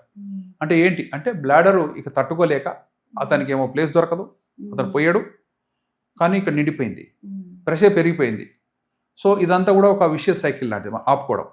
సరే మూత్రం పోసేసాడు అనుకో, పోసినప్పుడు ఏమవుతుంది, అంత ఫ్రీగా స్టార్ట్ చేయలేడు. ఎందుకంటే బ్లాడర్ యొక్క కంట్రాలు బాగా ఓవర్ ఎక్స్పాండ్ అయినాయి. అవి కాంట్రాక్ట్ అయితే తప్ప మూత్రం బయటికి రాదు. సో అవి మళ్ళీ కాంట్రాక్ట్ అవ్వడానికి టైం పడుతుంది. పోయిన తర్వాత ఇంతసేపు సఫర్ అయ్యాను, ఇంత ఆపుకున్నాను, ఇప్పుడు పోయడానికి రావట్లే అని అల్లలాడిపోతాడు. ఒక 3-4 minutes అలా చేసి తలడిల్లిన తర్వాత మెల్లగా కొన్ని చుక్కలు రావచ్చు. ఆ కొద్దిపాటి చుక్కలు వచ్చిన తర్వాత కెపాసిటీ తగ్గి కొంచెం ఫోర్స్ డెవలప్ అవుతుంది. సో స్టార్ట్ చేయడం is a problem, hesitancy. So ఎక్కువ ఆపడం వల్ల మూత్రం పోయలేకపోవచ్చు. సెకండ్, పోసిన తర్వాత ఫస్ట్ ఫ్యూ డ్రాప్స్ మంటతో రావచ్చు. మంట ఎందుకు వచ్చింది అనే డౌట్ వస్తుంది. కొద్దిగా 2-3 చుక్కలు రక్తం కూడా రావచ్చు. అదే నేను ఆపడం మాత్రమే చేశా, నాకు టైం దొరకలేదు, నాకు ప్లేస్ దొరకలేదు కాబట్టి అని ఆలోచిస్తే బ్లాడర్ ఏది దానికి 3 పొరలు ఉంటాయి. బయట పొర, మధ్యలో కండరాలు, లోపల సున్నితమైనటువంటి మ్యూకోజా. ఈ మ్యూకోజాతో మూత్రం టచ్ అవుతుంది. ఎప్పుడైతే వాటర్ నిండిపోయిందో, ప్రెషర్ పెరిగిపోయిందో, ఈ మ్యూకోజాకు ఉన్న రక్త ప్రసరణ అంతా కూడా గట్టిగా కండరం వైపు అట్లా అదిం పట్టినట్టు అయ్యి రక్త ప్రసరణ అయిపోతుంది. సో లోపల పొరకి రక్త ప్రసరణ లేక అందులో క్రాక్స్ వస్తాయి. ఆ క్రాక్లోంచి 4 చుక్కలు రక్తం వస్తుంది. అవి మూత్రంతో కలుస్తాయి. కలిసి మూత్రం పోయిపోతే రక్తం వస్తుంది. అంటే పోయలేకపోవచ్చు, మంటతో రావచ్చు, బ్లీడింగ్ కూడా కావచ్చు. అంతా చేస్తే చివరికి కొంత మూత్రం మిగిలిపోవచ్చు, ఎందుకంటే అతనికి పోయలేకపోతున్నాడు. సరే, ఇలా కూడా కంటిన్యూ అయ్యాడు కొన్ని నెలలు అనుకుందాం. ఆ తర్వాత ఏమవుతుందంటే అవుట్లెట్ ప్రాస్టేట్ గడ్డ పెరిగిన వాళ్ళు మూత్రం పోస్తూ ట్రై చేస్తారు. కొన్ని నెలలుగా, కొన్ని సంవత్సరాలు చూసి నేను వయసు అయిపోయింది ఇంతేనేమో అనుకుంటారు. వయసుతో ఏమీ ఆగవండి, ఎక్కడ కూడా టైట్ కాదు. కానీ ఆ ప్రాస్టేట్ గ్రంథి ఉన్న విషయం తెలియక స్ట్రగుల్ అవుతూ పోస్తే మూత్రము కిడ్నీ నుంచి బ్లాడర్కి వస్తుంది, బ్లాడర్ నుంచి బయటికి పోవాలి. అయితే పైనుంచి కిడ్నీ నుంచి వచ్చి బ్లాడర్లో పడ్డది రివర్స్ పోకుండా ఒక వాల్వ్ ఉంది మనకు. దాన్నే యూరెట్రో వెసికల్ జంక్షన్, యూవీజీ అంటాం మేము. యూవీజీ పని ఏంటంటే పైనుంచి మూత్రం వచ్చినప్పుడు బ్లాడర్లోకి ఎంట్రీ ఇవ్వాలి. బ్లాడర్ బాగా ప్రెషర్ వచ్చినా సరే రివర్స్ పోనీయకూడదు. రివర్స్ పోనిస్తే ఏమవుతుందంటే బ్లాడర్లో ఉన్నటువంటి బ్యాక్టీరియా ఎక్కువగా ఉంటాయి, మురికిగా ఉంటాయి. అవి కిడ్నీల నుండి చాలా ప్యూర్గా ఉంటాయి. సో ఈ బ్యాక్టీరియా కిడ్నీ పోయిందంటే కిడ్నీలో ఇన్ఫెక్షన్ అయ్యి దెబ్బతినే ప్రమాదం ఉంటుంది. సో రివర్స్ పోకూడదు. ఎవరికైనా సరే మూత్రం పోస్తే బ్లాడర్ నుంచి బయటకు రావాలి. రివర్స్ పోయిందంటే కిడ్నీస్ చెడిపోతాయి. So over a period of time ఆపుకునే వాళ్ళందరూ కూడా స్లోగా రివర్స్ వస్తుంది. మూత్రం పోసినప్పుడు కొంతమంది చెప్తారు, మాకు జెట్స్ పైకి వెళ్ళిపోతున్నాయి సార్, ఈపు లేదు గుద్దినట్టు అవుతుందని. దాన్ని వాటర్ హ్యామర్ అంటాం. మూత్రం ట్రై చేస్తున్నాడు, కొంత పోస్తున్నాడు, కొంత రివర్స్ కొడుతుంది. ఆ రివర్స్ కొట్టడం వల్ల అది వాళ్ళకి తెలుస్తుంది, చివరి దశలో తెలుస్తుంది. చాలా అడ్వాన్స్ స్టేజ్లో మనం మూత్రం ఎంత ట్రై చేస్తే రివర్స్ వెళ్తుంది ఏంటి, ఒక జట్టు కొడుతుంది, ఈ వీపులో ఎవరు గుద్దినట్టు అవుతుంది, వెనక్కి చూసుకుంటున్నారు. ఏం కాదా, నీ మూత్రం వెనక్కి వెళ్తుంది. ఎందువల్ల అంటే నువ్వు ఆపుకున్నావు, చేయరాంతి చేసావు. పాపం సైలెంట్ కిడ్నీస్ అవి ఎంత గొప్పగా పనిచేసినా సరే ఈ ఒత్తిడిని తట్టుకోలేకపోయినా రివర్స్ వస్తుంది. రివర్స్ వచ్చినాక దాంట్లో స్కార్స్ ఏర్పడతాయి. ఎందుకంటే ఆ బ్యాక్టీరియా అనేవి పనిచేస్తాయి, స్కార్స్ వచ్చి కాంట్రాక్టెడ్ కిడ్నీస్ అవుతాయి. పైలోనెఫ్రైటిస్ అంటాం. ఫంక్షన్ తగ్గుద్ది. ఫంక్షన్ తగ్గి ఈ తట్టుకోలేని పరిస్థితిలో వాళ్ళకు ఫీవరు, చిల్స్, వామిటింగ్స్ ఇవన్నీ వచ్చినప్పుడు ఏంటంటే రివర్స్ పోతుందని చూసాం. రివర్స్ పోతున్నాయి అనే విషయం తొలి దశలో గుర్తించకపోతే 2 కిడ్నీస్ ఫెయిల్ అవుతాయి. వాటి వల్ల కిడ్నీ ఫెయిల్ అయ్యి కొత్త కిడ్నీ పెట్టాల్సిన అగత్యం కూడా ఏర్పడుతుంది. కాబట్టి మూత్రం ఆపుకోవడం అనేది రియల్ ప్రాబ్లం. ఈ మధ్య ఒక మీడియాలో చూశాను నేను, ఎవరో ఒక లేడీ బాగా మూత్రం ఆపుకుందంట, ఆపుకున్న తర్వాత పోయకపోతే చనిపోయింది. అప్పుడు నన్ను అడిగారండి ఒక ఛానల్ వాళ్ళు, మీడియా వాళ్ళు, సార్ ఇట్లా మూత్రం ఆపుకుంటే మనిషి చనిపోతారని. అంటే మూత్రం ఆపడం వల్ల వచ్చిన అనర్థాలు ఇవి. ఎంతో కాలంగా ఆమె సఫర్ అవుతుందేమో, ఆ రివర్స్ ఫ్లో వస్తుందేమో, దానివల్ల కిడ్నీ ఫంక్షన్ సరిగా లేదేమో, అయినా సరే ఆమె అలా కంటిన్యూ అవుతూ చనిపోయడం చెప్తే ఒకసారి మనం ఆపుకుంటే మనం చనిపోవు. ఓవర్ ఏ పీరియడ్ ఆఫ్ అది కంటిన్యూ చేస్తే చనిపోయే ఛాన్స్ కూడా ఉందంటారు. తప్పనిసరిగా ఉంది. పిల్లలకు కూడా చెప్పాలి. అమ్మాయిలు, ముఖ్యంగా అమ్మాయిలే ఇవన్నీ ఆపుకుంటుంటారు. ఇప్పుడు అమ్మాయిలు కూడా వాష్రూమ్స్ అన్ని స్కూల్లో జాతకు చూస్తున్నారు. లేకపోతే పేరెంట్స్ వాళ్ళ కంప్లైంట్ చేయాలి అడ్మినిస్ట్రేషన్. ఈ పిల్లలు మూత్రం పోసుకోవాలండి, పోయిన పక్షంలో దే ఆర్ ఇన్ ట్రబుల్. అంతేగాని ఇంటి దగ్గర పోయించుకుందాం అంటే 8 hours పోతున్నారు పిల్లలు, వెళ్ళడానికి గంట చేస్తారు. ఇంటికి వచ్చేటప్పటికి ఏడు ముఖంతో వస్తున్నారు. వచ్చి రాగానే అసలు బ్యాగ్ అక్కడ పడేయకుండా పరిగెత్తుకుంటూ వాష్రూమ్కి వెళ్ళిపోతున్నారు. మేము చూసాం కళ్ళారా, మీరు కూడా చూసింటారు చాలా మంది పిల్లలు చాలా చేస్తున్నారు. మంది పిల్లల్ని చూసాను ఎందుకంటే నేను కూడా. ఉండండి నేను ఎప్పుడు వస్తా అని చెప్పి అలా వెళ్ళి చేస్తున్నారు. బికాస్ అట్లా ఉగ్గబట్టుకొని వస్తున్నారు ఇంటికి. It is not a healthy habit. Every child should be told, నీ కంఫర్టబుల్ ప్లేస్ వెతుక్కో, లేవల్ పక్షంలో మీ టీచర్కి చెప్పు, కాని పక్షంలో మేము వచ్చి చెప్తాం. తప్పితే it should be a clean atmosphere. Dirty washrooms పోవడం వల్ల వాళ్ళకి ఇన్ఫెక్షన్ వస్తుంది, అది ఇంకో ఆస్పెక్ట్. కానీ పోయాల్సిన అవసరం అయితే మనకుంది. ఇప్పుడు యూరిన్ అనేది విసర్జక పదార్థం, అంతే దాన్ని దాచుకుంటాం ఎట్లా? దాన్ని ఆపేసుకుంటే కూడా ఎన్ని ప్రాబ్లమ్స్ వస్తున్నాయో కూడా తెలిసింది కదా. సో అట్లా తెలిసినా కూడా మళ్ళీ చేసామంటే మనకే ప్రాబ్లం. సో డాక్టర్ గారు ఇప్పుడు అట్లానే కాకుండా యూరిన్ కంట్రోల్ చేసుకోవడం వల్ల మీరు అప్పుడప్పుడు అంటే అవి ఆ వాల్స్ ఏవైతే క్రాక్ వచ్చి బ్లడ్ వచ్చే అవకాశాలు ఉన్నాయంటున్నారు. అంటే నార్మల్ గా కూడా చాలా మంది యూరిన్కి వెళ్ళినప్పుడు ఏదైనా బ్లడ్ వచ్చినప్పుడు టెన్షన్ పడుతూ ఉంటారు. సో అది దేనికి రీజన్ అనుకోవచ్చు అంటారు? యూరిన్ బ్లడ్ రావడం అనేది ఒక సీరియస్ ప్రాబ్లం లోపల ఉన్నదని తెలియజేసేటువంటి పరోక్ష సంకేతం.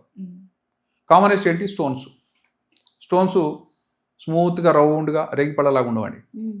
అవి రఫ్గా స్ఫటికల్లాగా, పెద్ద ఉప్పులాగా. పెద్ద ఉప్పు ఎలా ఉంటుంది? రఫ్గా ఉంటుంది, స్ఫటికల్లాగా ఉంటుంది. అలాంటివి లోపల ఉండి అవి గుచ్చుకుంటాయి. లోపల పొరలో గుచ్చుకొని అందులో బ్లీడింగ్ అయ్యి మూత్రం ఎరుపుగా రావచ్చు. కొంతమంది స్టోన్స్ కూడా పాస్ చేస్తారు, చిన్నగా ఉంటాయి, 2-3 millimeters 5 millimeters ఉంటే అది లోపల కట్ చేస్తూ బయటకు వచ్చేస్తుంది. అంతవరకు నొప్పి వచ్చింది, కొద్దిగా యూరిన్ రెడ్గా వచ్చింది, తర్వాత మాకు స్టోన్ వచ్చింది. దొర్లుకుంటూ వచ్చి బాగా నొప్పితో వచ్చింది. అది వచ్చిన తర్వాత నాకు కొంచెం రిలీఫ్ అయింది. ఇది క్లాసికల్గా ఒక స్టోన్ ఉన్న పేషెంట్ చెప్పేటువంటి హిస్టరీ. సో నెక్స్ట్ ఏంటి? ఏమైనా క్యాన్సర్ గడ్డ వచ్చింది. క్యాన్సర్ గడ్డ ఉంటే క్యాన్సర్ లక్షణం ఏంటంటే సెల్స్ అబ్నార్మల్గా డివైడ్ అయ్యి నార్మల్గా ఉండేటువంటి ఒక యూనిటీ కానీ ఒక లైనింగ్ ఉండేటువంటి ఇంటిగ్రిటీ ఉండదు. కాబట్టి ఆ పుండులాగా తయారై ఆ పుండులోంచి రాలి పడిపోతుంది సెల్స్. అప్పుడు ఎప్పుడు పుండు వచ్చినా సరే అక్కడ బ్లీడింగ్ అవుతుంది. ఆ బ్లీడింగే మూత్రం ఎరుపుగా రావచ్చు. అందుకనే ఆ వచ్చినటువంటి సాఫ్ట్ టిష్యూ, గుజ్జు లాంటి పదార్థాలు కానీ పొరలు కానీ ఏవైనా వస్తే మాకు చెప్పని అది తీసుకొని రమ్మంటున్నాం. దాన్ని మైక్రోస్కోప్ అనలైజ్ చేస్తే తప్పకుండా దొరుకుతాయి. అందులో క్యాన్సర్ సెల్స్ ఉన్నా తెలుస్తాయి. యూరిన్ ఫర్ మ్యాలిగ్నెంట్ సెల్స్ అంటారు. సెల్స్ అన్ని కూడా రాలి పడిపోతున్నాయి. వాటిని గుర్తిస్తే ఫర్దర్ ట్రీట్మెంట్ చేసుకోవచ్చు. దానికి సిటీ స్కాన్ చేయాలా, ఎంఆర్ఐ చేయాలా, తర్వాత క్యాన్సర్ గడ్డ ఎలా తొలగించాలా, ఇవన్నీ తొలి దశలు గుర్తిస్తేనే మంచి ట్రీట్మెంట్ ఉంటుందమ్మా. ఎంత క్యాన్సర్ ట్రీట్మెంట్ వచ్చినా, ఎన్ని క్యాన్సర్ హాస్పిటల్ వెలిసినా సరే, ఎంతమందికి ఎన్ని రకాల ఫెసిలిటీ గవర్నమెంట్లు ఇచ్చినా సరే, అడ్వాన్స్ క్యాన్సర్ని క్యూర్ చేసే అవకాశం ఎవరికీ లేదు. ప్రపంచవ్యాప్తంగా అన్ని దేశాల గురించి చెప్తున్నాను. అమెరికాలో చేశాను, లండన్లో చేశాను. క్యాన్సర్కి చాలా గొప్పగా ఎంకరేజింగ్ వర్డ్స్ చెప్తాం.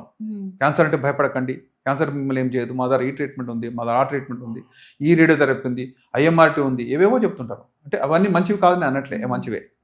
ప్రొవైడెడ్ అర్లీ స్టేజ్లో వస్తే మనిషి, what is the aim of treatment? Curing of patient.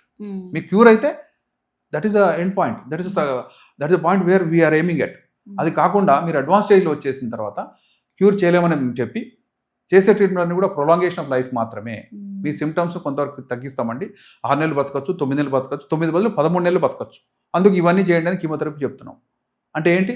Already మేము ఓడిపోయాం అక్కడ. అడ్వాన్స్ స్టేజ్లో క్యాన్సర్ క్యూర్ అనేది లేదు. కారణం ఎవరు? పేషెంటే.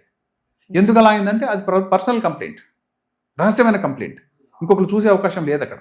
అది ఇక్కడ చిన్న గడ్డ వచ్చింది అనుకోండి, ప్రతి ఒక్కరు చెప్తారు మనకి, అయ్యా నువ్వు ఇదేం చూపించుకొని, క్యాన్సర్ గడ్డ అయితే వెనుక తీసేస్తాం, బాగైపోతాం. అదే బ్లాడర్లో ఒక చిన్న పిందె నుంచి ఇంత గడ్డ అయినా సరే మనకు తెలియదు. ఓన్లీ యూరిన్లో అప్పుడు రక్తం పొరలు వస్తుంటాయి, ఏం కాదులే వీటికి. ఇంకొక బ్యాడ్ థింగ్ ఏంటంటే అది painless bleeding. Cancer always painless bleeding. నొప్పి లేనంత వరకు మనిషి ఏమి బాధపడ్డండి. స్టోన్కి పరిగెత్తుకుని బాధ ఎందుకు వస్తుందంటే నొప్పి వస్తుంది. క్యాన్సర్లో నొప్పి లేకుండా మెల్లగా పెరుగుతుంటుంది. అందుకనే బ్లీడింగ్ అయితే చాలు, అది నొప్పి ఉందా లేదా అనేది మీకు అక్కర్లేదు. Bleeding is it self is a warning. Most dangerous లేవు, నువ్వు అబ్నార్మల్ గా ఉన్నావు, వెంటనే డాక్టర్ ని కన్సల్ట్ చేయాలి అనే మేజర్ సిమ్టమ్ అన్నమాట అది. 100% కరెక్ట్. సో డాక్టర్ గారు, మీరు ఇందాక చెప్పారు మనకి యూరిన్ పాస్ చేసేటప్పుడు స్టోన్స్ అనేవి ఆ ఉప్పు కణాల్లాగా అలా ఉంటాయని. సో కొంతమందికి ఏంటంటే కిడ్నీలో స్టోన్స్ ఉన్న అవి కొంచెం పెద్దగా అయిపోయేదాకా వాళ్ళకి ఏమీ తెలియదు సిమ్టమ్స్. కొంతమందికి ఏమో చాలా నొప్పేస్తుంది, మంట, అసలు కింద పడి దొల్లుతూ ఉంటారు కిడ్నీలో స్టోన్స్ వస్తే. ఆ పెయిన్ అనేది నిజంగా అంత ఉంటుంది అంటారా? మంచి ప్రశ్న అమ్మా. స్టోన్స్ కూడా అన్ని స్టోన్స్ ఒక టైప్ కాదు. ఓకే. కాల్షియం ఆక్సలేట్ స్టోన్ అనేది కొంతవరకు రఫ్ స్టోన్, పైన ఉండేటువంటి సర్ఫేస్ స్మూత్గా ఉండదు కాబట్టి గుచ్చుకుంటుంది. గుచ్చుకున్నప్పుడు బ్లీడింగ్ అవుతుంది.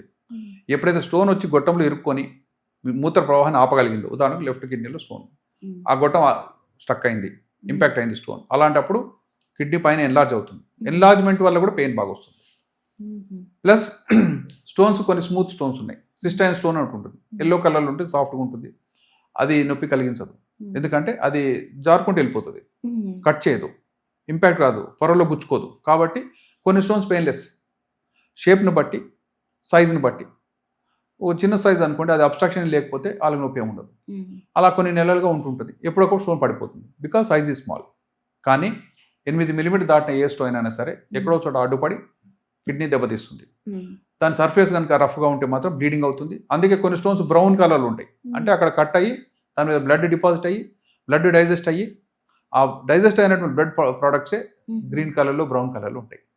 సో స్టోన్ తీయగా చూస్తే నల్లగా స్టోన్ వచ్చింది అనుకోండి, ఇది కాల్షియం ఆక్సలేట్ స్టోన్, బాగా రఫ్గా ఉంటుంది, పాపం బాగా సఫర్ అయింది అంటాం. వైటిష్గా వచ్చేసింది అనుకోండి, చాలా కాలంగా ఉంది, రఫ్ స్మూత్గా ఉంది కాబట్టి ఇంత పెద్దదైంది. మేము తీసిన పెద్ద స్టోను తిరుపతి లడ్డు అంత ఉంది, 2550 grams, అంత పెద్దది. ఒక అమ్మాయిలో 18 years ఉందంతే అమ్మాయి. ఆమె ఇంటర్మీడియట్ చదువుతుంది, కాలేజీలో వెళ్తుంటే మాటికి వాష్రూమ్ వెళ్ళిపోతుంది. 5 minutes ఒకసారి అంటే ఏ టీచర్ అయినా సరే కొంచెం పర్మిషన్ ఇవ్వరు. ఏం చేస్తున్నావు అమ్మా అంటారు. 40 నిమిషాల క్లాసు, నువ్వు అందులోనే నువ్వు ఎన్నిసార్లు వెళ్తా అంటే ఎట్లా, ఏం చేస్తున్నావు అక్కడ, బయట ఏమైనా ఫోన్లో మాట్లాడొస్తున్నావా, ఇంకేమైనా జరుగుతుందా, ఏమైనా ఫోన్లో ఇంట్లోంచి ఏమైనా వచ్చింది అట్లా అంటే అడుగుతాను తప్పితే హెల్త్ ప్రాబ్లం ఉందా అని ఎవరు అడగట్లేదు. ఆమె వెళ్తుంది, సరే ఈమె ఇలా చేస్తుందని చెప్పి పేరెంట్స్కి చెప్పారు. మీ అమ్మాయి ఊరికేనే వాష్రూమ్ వెళ్తుందని క్లాస్లో ఇంట్రెస్ట్గా వినట్లే, మంచి స్టూడెంటే కానీ ఇలా చేస్తుంది. సరే ఆమెను కూర్చోబెట్టి అడిగారు ఏమైంది. నాకు మూత్రం 5 minutes ఒకసారి వచ్చినట్టు అవుతుంది, పోస్తున్నాను, కొంచెం ఇంత పోసుకుంటున్నాను, పోసినా సరే మళ్ళీ రాగానే ఇంకోసారి పోయాలని అనిపిస్తుంది. సరే మేము ఎగ్జామ్ చేద్దామా, ఇది is not a normal complaint. మీరు 4 hours గ్యాప్ ఉండవలసిన మీరు 5 నిమిషాలు పోస్తూ ఒక క్లాస్లోనే కూర్చోలేకపోతున్నారు, మీరు ఎట్లా అని మేము ఎగ్జామ్ చేస్తే ఈ పొట్ట దగ్గర టచ్ చేస్తే గట్టిగా రాయిలాగా తగులుతుంది ఒకటి, ఇంత లావుగా.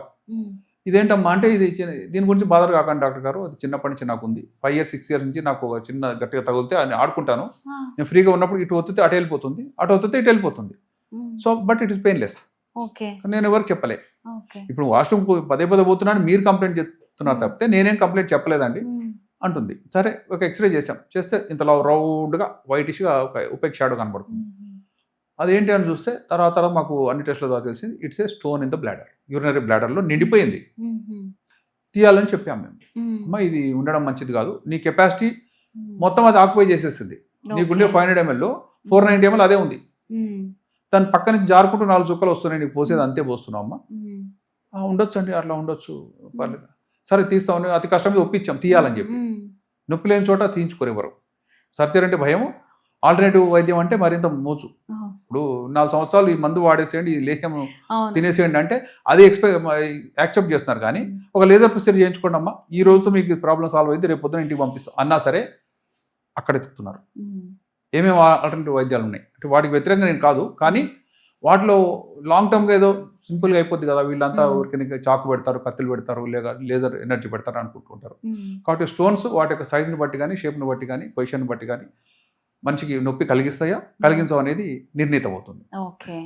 సో డాక్టర్ గారు అట్లాగే చాలా మందిలో ఏంటంటే ఇప్పుడు మనం మాట్లాడుకున్నట్టు కొంతమందికి నొప్పితోటి వస్తాయి, కొంతమందికి ఇట్లా పెయిన్ లేకుండా కూడా స్టోన్స్ ఉంటాయి. ఇట్లా ఏదో రకంగా నొప్పి ఉన్నా లేకపోయినా సర్జరీ చేయించుకున్న తర్వాత మళ్ళీ ఒక 6 monthsకో 1 yearకో స్టోన్స్ వచ్చిన వాళ్ళకే మళ్ళీ స్టోన్స్ వస్తూ ఉంటాయి, ఎందుకంటారు? అంటే రికరెన్స్ ఆఫ్ స్టోన్ అంటాం. స్టోన్స్లో 2 రకాలమ్మా. ఒకటి ప్రైమరీ స్టోన్ అంటే మొట్టమొదట పేషెంట్ వచ్చినటువంటి స్టోన్, దాని ప్రైమరీ స్టోన్ అంటే అది మనం జాగ్రత్తగా తీసేస్తాం. తీసే ముందు ఎక్స్రేస్, తీసిన తర్వాత ఒక ఎక్స్రే వాళ్ళకి ఇచ్చేస్తున్నాం. ఉన్న స్టోన్ మేము తీసేసామమ్మా, లేజర్ టెక్నాలజీ వాడాం, మీకు ఎటువంటి గాయం లేకుండా న్యాచురల్ ప్యాసేజ్ చేసేసాం.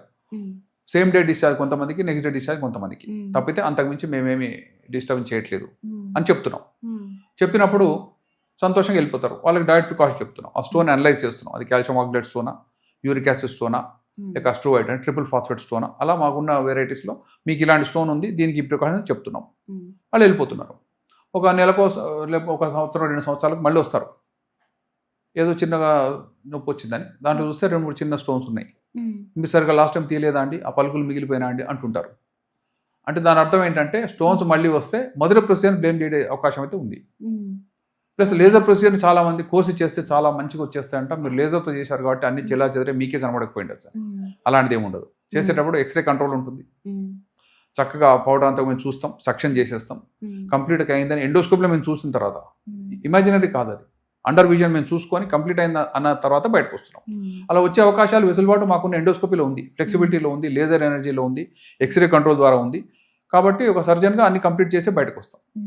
ఇంతసేపట్లో చేయాలని ఎక్కడ రూల్ లేదు, కంప్లీట్ చేయాలనే ఉంది సర్జికల్ ప్రిన్సిపల్స్లో. కాబట్టి కొంచెం టైం పట్టినా మిగిలిపోయింది అనుకోండి, ఈ రోజు కాదయ్యా, ఈ రోజు చాలా ఎక్కువ బర్డన్ అయిపోయింది, చాలా టైం అయిపోయింది, ఒక 2-3 days తర్వాత బ్యాలెన్స్ చేస్తామని చెప్పే అవకాశాలు ఉంటాయి పెద్ద స్టోన్ ఉన్న వాళ్ళకి. ముఖ్యంగా వీపు భాగంలో చిన్న రంధ్రం వేసి చేస్తాం. ఇంత లావు స్టోన్ ఉంది అనుకోండి కిడ్నీలో, మొత్తం ఒక రోజు చేయాలంటే ఎక్కువ టైం పడుతుంది, విజన్ కూడా దెబ్బతింటుంటుంది, బ్రేక్ చేసిన కొద్దీ కొంచెం బ్లడ్ వస్తుంటుంది. కాబట్టి అది సెటిల్ కావాలంటే ఒక 2 days గ్యాప్ ఇచ్చామనుకోండి, ఏ రంధ్రంలో వెళ్ళామో అక్కడ ట్యూబ్ వేసుకుంటాం, నెక్స్ట్ టైం ఆ ట్యూబ్లోంచి వెళ్ళిపోయి తీసేస్తాం. సో ఇవన్నీ స్టోన్లో ఉన్నటువంటి మెలకువలు లేక వాటిలో మా వ్యత్యాసాలను బట్టి మేము ప్లాన్ చేసుకుంటాం. ఎక్కడ కూడా రికరెన్స్ అనే దానికి ప్రీవియస్ సర్జరీ అని బ్లేమ్ చేయరాదు. ఆ వ్యక్తిలో ఫస్ట్ స్టోన్ రావడానికి కారణాలు ఏవైతే ఉన్నాయో అవే కారణాలు అతనిలో ఇప్పటికీ ఉంటాయి, జీవితం అంతా ఉంటాయి. సో మేము చెప్పిన ప్రికాషన్ ఏంటంటే ఆ రిస్క్ ఫ్యాక్టర్ తగ్గించడానికి మేము చెప్తున్నాం. అవి అతను ఫాలో అయినంత కాలం బాగుంటాడు, ఫాలో కాలేదనుకోండి ఆల్కహాల్ తాగొద్దని చెప్తాం. ఫస్ట్ 3 months నిష్టగా ఉండొచ్చు, 4th month మళ్ళీ స్టార్ట్ చేయొచ్చు. నాన్ వెజిటేరియన్ కూడా అకేషనల్ తీసుకున్నాము, 15 days ఒకసారి తీసుకోమంటాం. మేము ఆల్టర్నేట్ డే తింటున్నామండి అని చెప్తున్నారు. అయిపోయింది కదా సార్ 6 నెలలు అంటున్నారు. అంటే దాని అర్థం ప్రికాషన్స్ ఓన్లీ టెంపరీ అనుకుంటున్నారు, అలా కాదు, లైఫ్ లాంగ్ ఉంటాయి. లైఫ్ లాంగ్ ఆ ప్రికాషన్స్ ఫాలో కావాల్సిందే. కాని పక్షంలో స్టోన్స్ వస్తాయి, వచ్చిన వాడికి మళ్ళీ మేము అదే ప్రొసీజర్ చేయాల్సిన అవసరం చేసేస్తాం.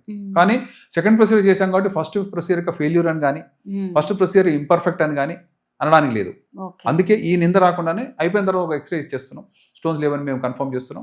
ఆ తర్వాత ఎప్పుడు స్టోన్ వచ్చినా మీరు రెస్పాన్స్ తప్పితే మేము కాదు. సో డాక్టర్ గారు, ఇప్పుడు మీరు చెప్పినట్టు స్టోన్స్ వచ్చి వాళ్ళు సర్జరీ చేసుకున్న తర్వాత మీరు చెప్పిన ప్రికాషన్స్ వచ్చిన వాళ్ళకి ఒక 90% మెంబర్స్కి మళ్ళీ స్టోన్స్ వచ్చిన దాఖలాలు అయితే లేవు. కొందరిలో ఏంటంటే స్టోన్స్ రాగానే వాళ్ళ సొంత రెమెడీస్ స్టార్ట్ చేస్తుంటారు, వాటర్ ఎక్కువ తాగాలని చెప్తూ ఉంటారు. అదే కాకుండా కొంతమంది చాలా అత్యుత్సాహంతో నిమ్మకాయ నీళ్ళు తాగితే తగ్గుతాయి అంటారు. ఇంకొంతమంది బీర్లు తాగితే స్టోన్స్ పోతారా అని ఇట్లా ఫ్రెండ్స్ మాట్లాడుకొని వాళ్ళే జడ్జి చేసేసుకుంటారు.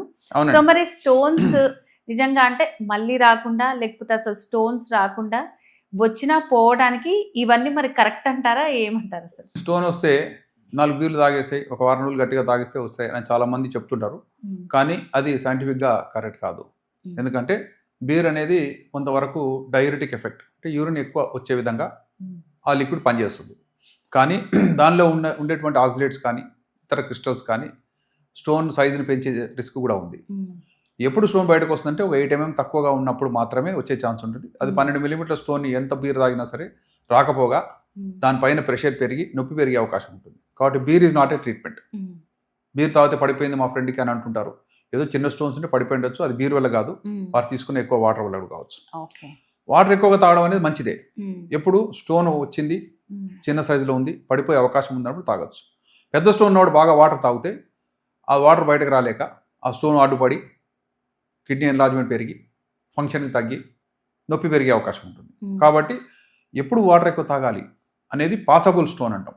స్టోన్ పడిపోయే అవకాశం ఉంది, దగ్గరకు వచ్చేసింది, ఇక అవుట్లెట్ దగ్గర ఉంది అన్న వాళ్ళు తాగితే పర్లేదు. అంతేగాని కిడ్నీలో పెద్ద స్టోన్ తాగేద్దాం అంటే కుదరదు, దానివల్ల లాభం లేదు. నెక్స్ట్ నిమ్మకాయ జ్యూస్ అని మీరు చెప్పారు. నిమ్మకాయ జ్యూస్ కానీ ఆరెంజ్ జ్యూస్ కానీ they are called citrus fruits. Citrus ఫ్రూట్స్లో సిట్రేట్స్ ఉంటాయి. సిట్రేట్స్ ఏంటి అంటే స్టోన్ యొక్క పెరుగుదలని ఆపేవి, ఆ స్టోన్ రాకుండా కాపాడేవి, న్యాచురల్గా ఉండేటువంటి ఇన్హిబిటర్స్. అవి మనందరి బాడీలో సిట్రేట్స్ ఉన్నాయి, అవి ఉన్నాయి, వాటి కొంత కెపాసిటీ ఉంది. ఆ వాటి కెపాసిటీ కంటే ఎక్కువగా క్రిస్టల్ తయారవుతాయి. అధికంగా నాన్ వెజ్ తినేసి ఎక్కువగా ఆల్కహాల్ తాగేసి ఎక్సర్సైజ్ చేయకుండా బాడీ పెంచేసి ఒబెసిటీ వచ్చిన వాళ్ళలో మనకున్న సిట్రేట్స్ సరిపోవు. అలాంటి వాళ్ళలో ఎక్కువ క్రిస్టల్స్ ఒకదాని కూడా తొక్కుని కోటాను కోట్ల యొక్క కలయికగా ఒక స్టోన్ తయారవుతుంది. అంతేగాని నోట్లో మింగితే కిడ్నీలో చేరదు. సో స్టోన్స్ ఎక్కడ తయారైనాయి? కిడ్నీలోనే తయారైనాయి. అక్కడ సూపర్ సాచురేషన్ వల్ల తయారైనాయి. సూపర్ సాచురేషన్ కారణం ఏంటి అంటే మీ యొక్క అధికంగా తీసుకున్నటువంటి హై రిస్క్ ఫుడ్స్, మీలో ఉన్న సిట్రేట్స్ తక్కువ పడ్డాయి, అవి కౌంటర్ చేయలేకపోయాయి. ఉదాహరణకు 100 units సిట్రేట్స్ మనకు ఉన్నాయి, మనం 100 units లోపలనే మనం రిస్క్ ఫ్యాక్టర్స్ ఉన్నటువంటి క్రిస్టల్ తింటున్నాం అనుకోండి, సరిపోతుంది, మనకు స్టోన్స్ రావు. కానీ మనం కెపాసిటీ ఎంత సిట్రేట్ అంటే 100 units ఉంటే మనము 1000 units సరిపడా తినేసాం, భోజనం చేసాం, నాన్ వెజ్ డైట్ ఎక్కువ తీసుకున్నాం, ఫాస్ట్ ఫుడ్ తీసేసుకున్నాం. ఇవన్నీ ఉంటే ఆ అదనంగా ఉన్నటువంటి 900 units అవుతుంది, అవి స్టోన్గా తయారవుతాయి. తయారైనప్పుడు ఈ సిట్రేట్స్ ఉన్నా సరిపోవు. మీరు గమనించి చూస్తే యూరాలజిస్టులు ఎప్పుడు చూసినా సిట్రాల్కా లేక సిట్రేట్స్ అనేవి లిక్విడ్స్ ప్రిస్క్రైబ్ చేస్తారు. అంటే మన బాడీలో సిట్రేట్స్ ఉన్నాయి, అవి సరిపోలేదు కాబట్టి అదనంగా కొన్ని సిట్రేట్స్ ఇస్తున్నాం. వీటి ద్వారా స్టోన్స్ ఏమైనా కరుగుతాయని కానీ స్టోన్ సైజ్ తగ్గుద్దని కానీ కొత్తగా తయారు కాకుండా చూస్తాయని కానీ అనుకుంటాం తప్పితే మనందరిలో ఉన్నటువంటి న్యాచురల్ డిఫెన్స్ మెకానిజం సిట్రేట్సే. ఆ సిట్రేట్స్ అందరిలో ఉన్నాయి. కొద్ది మందిలో ఎవరికైనా సిట్రేట్స్ జెనెటిక్గా తక్కువ ఉంటే వాళ్ళకి స్టోన్స్ పదే వస్తాయి. కాబట్టి వాళ్ళ జీవితకాలం వాళ్ళకి సిట్రేట్స్ వాడాలని చెప్తుంటాం. కానీ అసలు మనలో హై రిస్క్ ఫుడ్ తినకుండా ఉన్న వాళ్ళు స్టోన్స్ రావు. ప్లస్ చిన్న చిన్న స్టోన్స్ ఉంటే మంచి ఎక్సర్సైజ్ చేసిన వాళ్ళు స్టోన్స్ పడిపోతాయి. స్టోన్స్ ఎందుకు పడిపోతాయి అంటే పైన వదిలితే కింద పడవండి. మనం ఎక్సర్సైజ్ చేసిన దాని కదలికల వల్ల, పెరిస్టాల్సిస్ వల్ల, పైన ఉన్న వాటర్ ప్రెషర్ వల్ల ఇవన్నీ వెరసి స్టోన్ బయటకు రావచ్చు. ఇంకోటి ఆ నాళాలు ఏవవుతున్నాయి వాటికి కొద్దిగా రిలాక్స్ కావడానికి ఆల్ఫా బ్లాకర్స్ అనే టాబ్లెట్స్ అవి వాడతాం కాబట్టి పైన వాటర్ ప్రెస్ చేస్తుంటుంది, కింద నాళం కొంచెం రిలాక్స్ అవుతూ ఉంటుంది, అతను ఎక్సర్సైజ్ చేస్తున్నాడు. ఇవన్నిటి కలిపి కొన్ని స్టోన్స్ వస్తాయి. కానీ అన్ని స్టోన్స్ వస్తాయని కూడా కరెక్ట్ కాదు. నేను చూసాను 4 సెంటీమీటర్ స్టోన్ ఇంత ఉందండి, ఇది 1 yearలో గ్యారంటీగా మీకు తగ్గిపోతుంది, బయటకు వచ్చేస్తుంది చూడండి అని చెప్పి కొంతమంది ఆల్టర్నేట్ వైద్యులు చెప్పారు. యూరాలజీలు తీయాలని చెప్పారండి, ఆపరేట్ చేస్తాము లేజర్తో చేస్తామని అంటే వాళ్ళు ఏదో చెప్తుంటారు, వాళ్ళు సర్జరీ చేయడానికి ఆశపడుతుంటారు తప్పితే ఇది 100% 1 yearలో గ్యారంటీ నేను రాసిస్తా అని చెప్పి రాసి ఇచ్చిన వాళ్ళు లేకపోతే రాసి ఇవ్వకున్నా సరే నమ్మవలిగిన వాళ్ళు ఉన్నారు. వాళ్ళని నమ్ముకొని 1 year ఆగారు పేషెంట్స్. మా దగ్గరకు వచ్చేటప్పుడు కిడ్నీ ఫెయిల్ అయింది, స్టోన్తో పాటు కిడ్నీ కూడా తీసేసాం. అంటే దాని అర్థం ఏంటంటే డోంట్ బిలీవ్ క్వాక్స్. కొంతమంది అనాదిగా మా తాత కూడా ఇదే చేసేవాడు, ఆయన ఏదో లేహం కలిపాడు, ఆయన రసం కలిపాడు, ఆ రసమే పసరు నేను కలిపేస్తున్నాను, నేను తాగిచ్చేస్తున్నాను, నా దగ్గర 100,000 మంది బాగా అయ్యారు, నా దగ్గర చూస్తే లైన్ కట్టి ఉన్నారు. ఇవన్నీ పిచ్చి మాటలు, అవి నడవండి. సైంటిఫిక్గా ఒక ట్రైనింగ్ ఉండాలి, క్వాలిఫికేషన్ ఉండాలి, గవర్నమెంట్ లీగల్గా మనకి ఇచ్చినటువంటి అర్హత ఉండాలి. అవి లేకుండా మా వంశపారంపర్యంగా వచ్చిందంటే ఇప్పుడు తీసుకోవడానికి పేషెంట్ అంత మూర్ఖులేం లేరు. క్వాలిఫైడ్ పర్సన్ సరిగ్గా చేయకపోతేనే డిస్ప్యూట్స్ వస్తున్నాయి.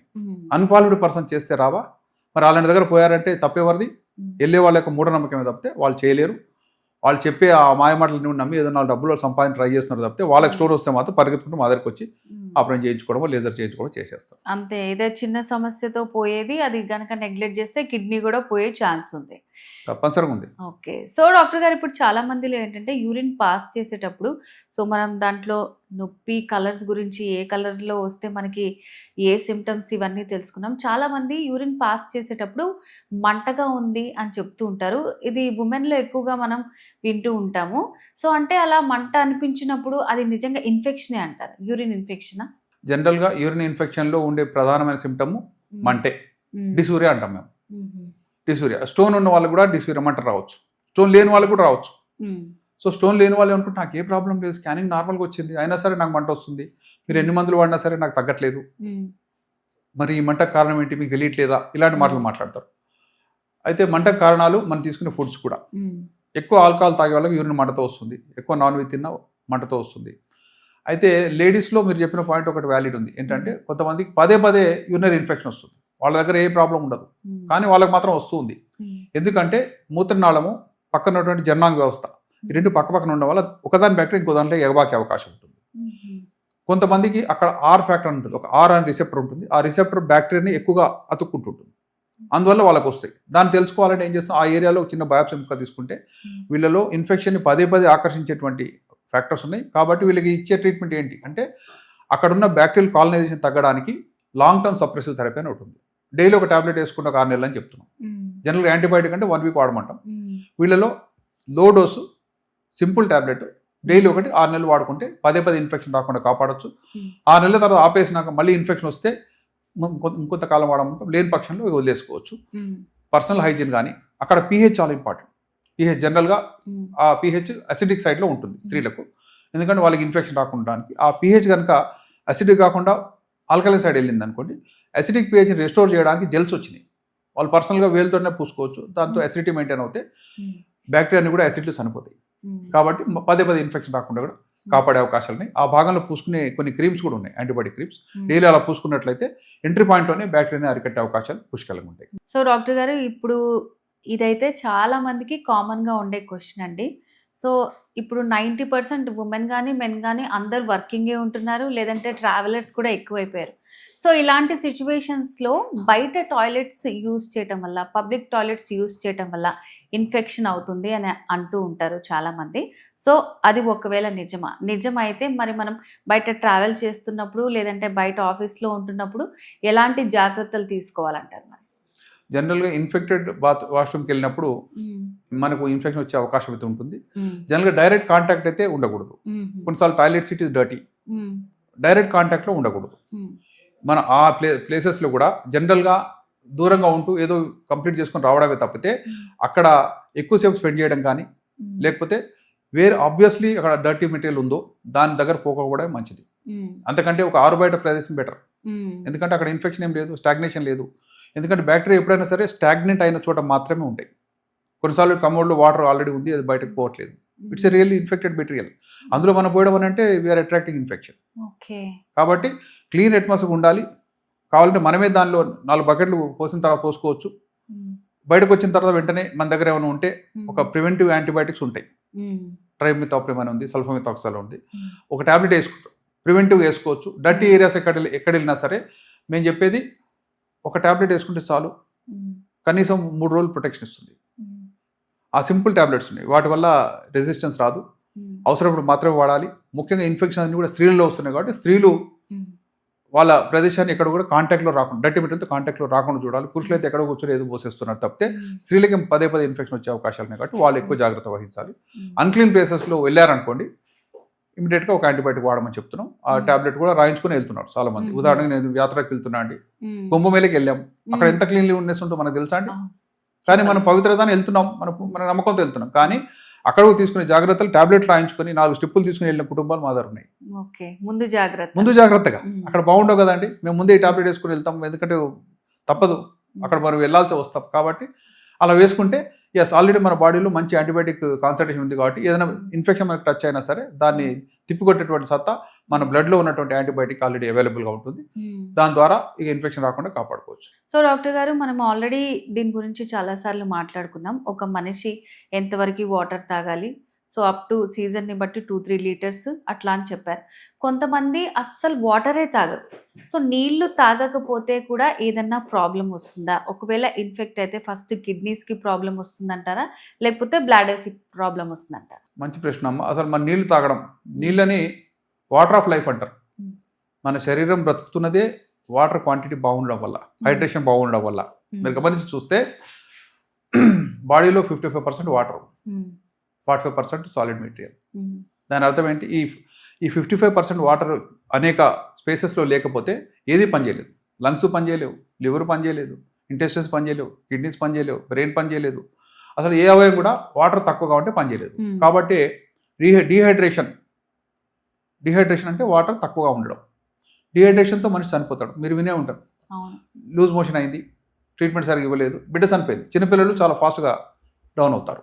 కాబట్టి వాటర్ తక్కువగా ఉంటే బీపీ తగ్గుతుంది, బ్లడ్ వాల్యూమ్ తగ్గుతుంది. బ్లడ్ వాల్యూము బీపీ తగ్గినప్పుడు కిడ్నీకి చేరేటువంటి పర్ఫ్యూషన్ కోసం ఫిల్టరేషన్కి వెళ్ళినటువంటి బ్లడ్ వాల్యూమ్ తక్కువ ఉంటే ఫిల్టరేషన్ కాదు. ఫిల్టరేషన్ కానప్పుడు ఆటోమేటిక్గా మురికి పదార్థాలని మన శరీరంలో ఉండిపోతాయి.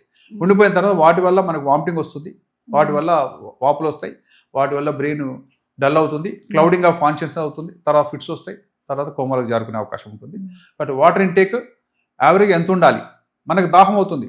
ఎందుకు అవుతుంది అంటే బ్రెయిన్లో ఒక సెంటర్ ఉంది. అదేంటి అంటే డ్రింకింగ్ సెంటర్ అంటారు. అలా సెంటర్స్ వందలాది ఉన్నాయి. డాక్టర్ గారు, ఈ మధ్య కాలంలో చాలా మందికి అవేర్నెస్ వచ్చేసి టీలు తాగొద్దు, కాఫీలు తాగొద్దు, కూల్ డ్రింక్ తాగొద్దు అని వాళ్ళే డిసైడ్ అయిపోయి స్వతహాగా ఆపేసిన వాళ్ళు ఉన్నారు. నిజంగా టీ, కాఫీలు, కూల్ డ్రింక్స్ తాగితే కిడ్నీల మీద ప్రభావం పడుతుందంటారా? మంచి ప్రశ్న అమ్మ. ఇప్పుడు టీ, కాఫీ అనేవి పదే ఎక్కువగా తాగేదైతే అనేక ప్రాబ్లాలు ఉంటాయి. జనరల్గా మార్నింగ్ ఒకసారి, ఈవినింగ్ ఒకసారి అందరూ తాగేది ఉంటుంది మోస్ట్లీ చాలామంది. దానివల్ల నష్టం లేదు. ఇప్పుడు టీ, కాఫీలో ఏముంటే కొంత సెరెబ్రల్ స్టిమ్యులేట్ ఉంటుంది, అలసిపోయామని చెప్పి కొంచెం బ్రెయిన్ రియాక్టివేషన్కు వాడుతున్నాం. తప్పితే అధికంగా తీసుకోవడం వల్ల అనేక సమస్యలు వస్తాయి. ముఖ్యంగా కూల్ డ్రింక్స్, కోలా డ్రింక్స్ అంటాం మేము, థమ్స్అప్, పెప్సీ, క్యాంపా, రకరకాలు, ఏదైనా సరే అన్ని కంపెనీలు ఒకటే.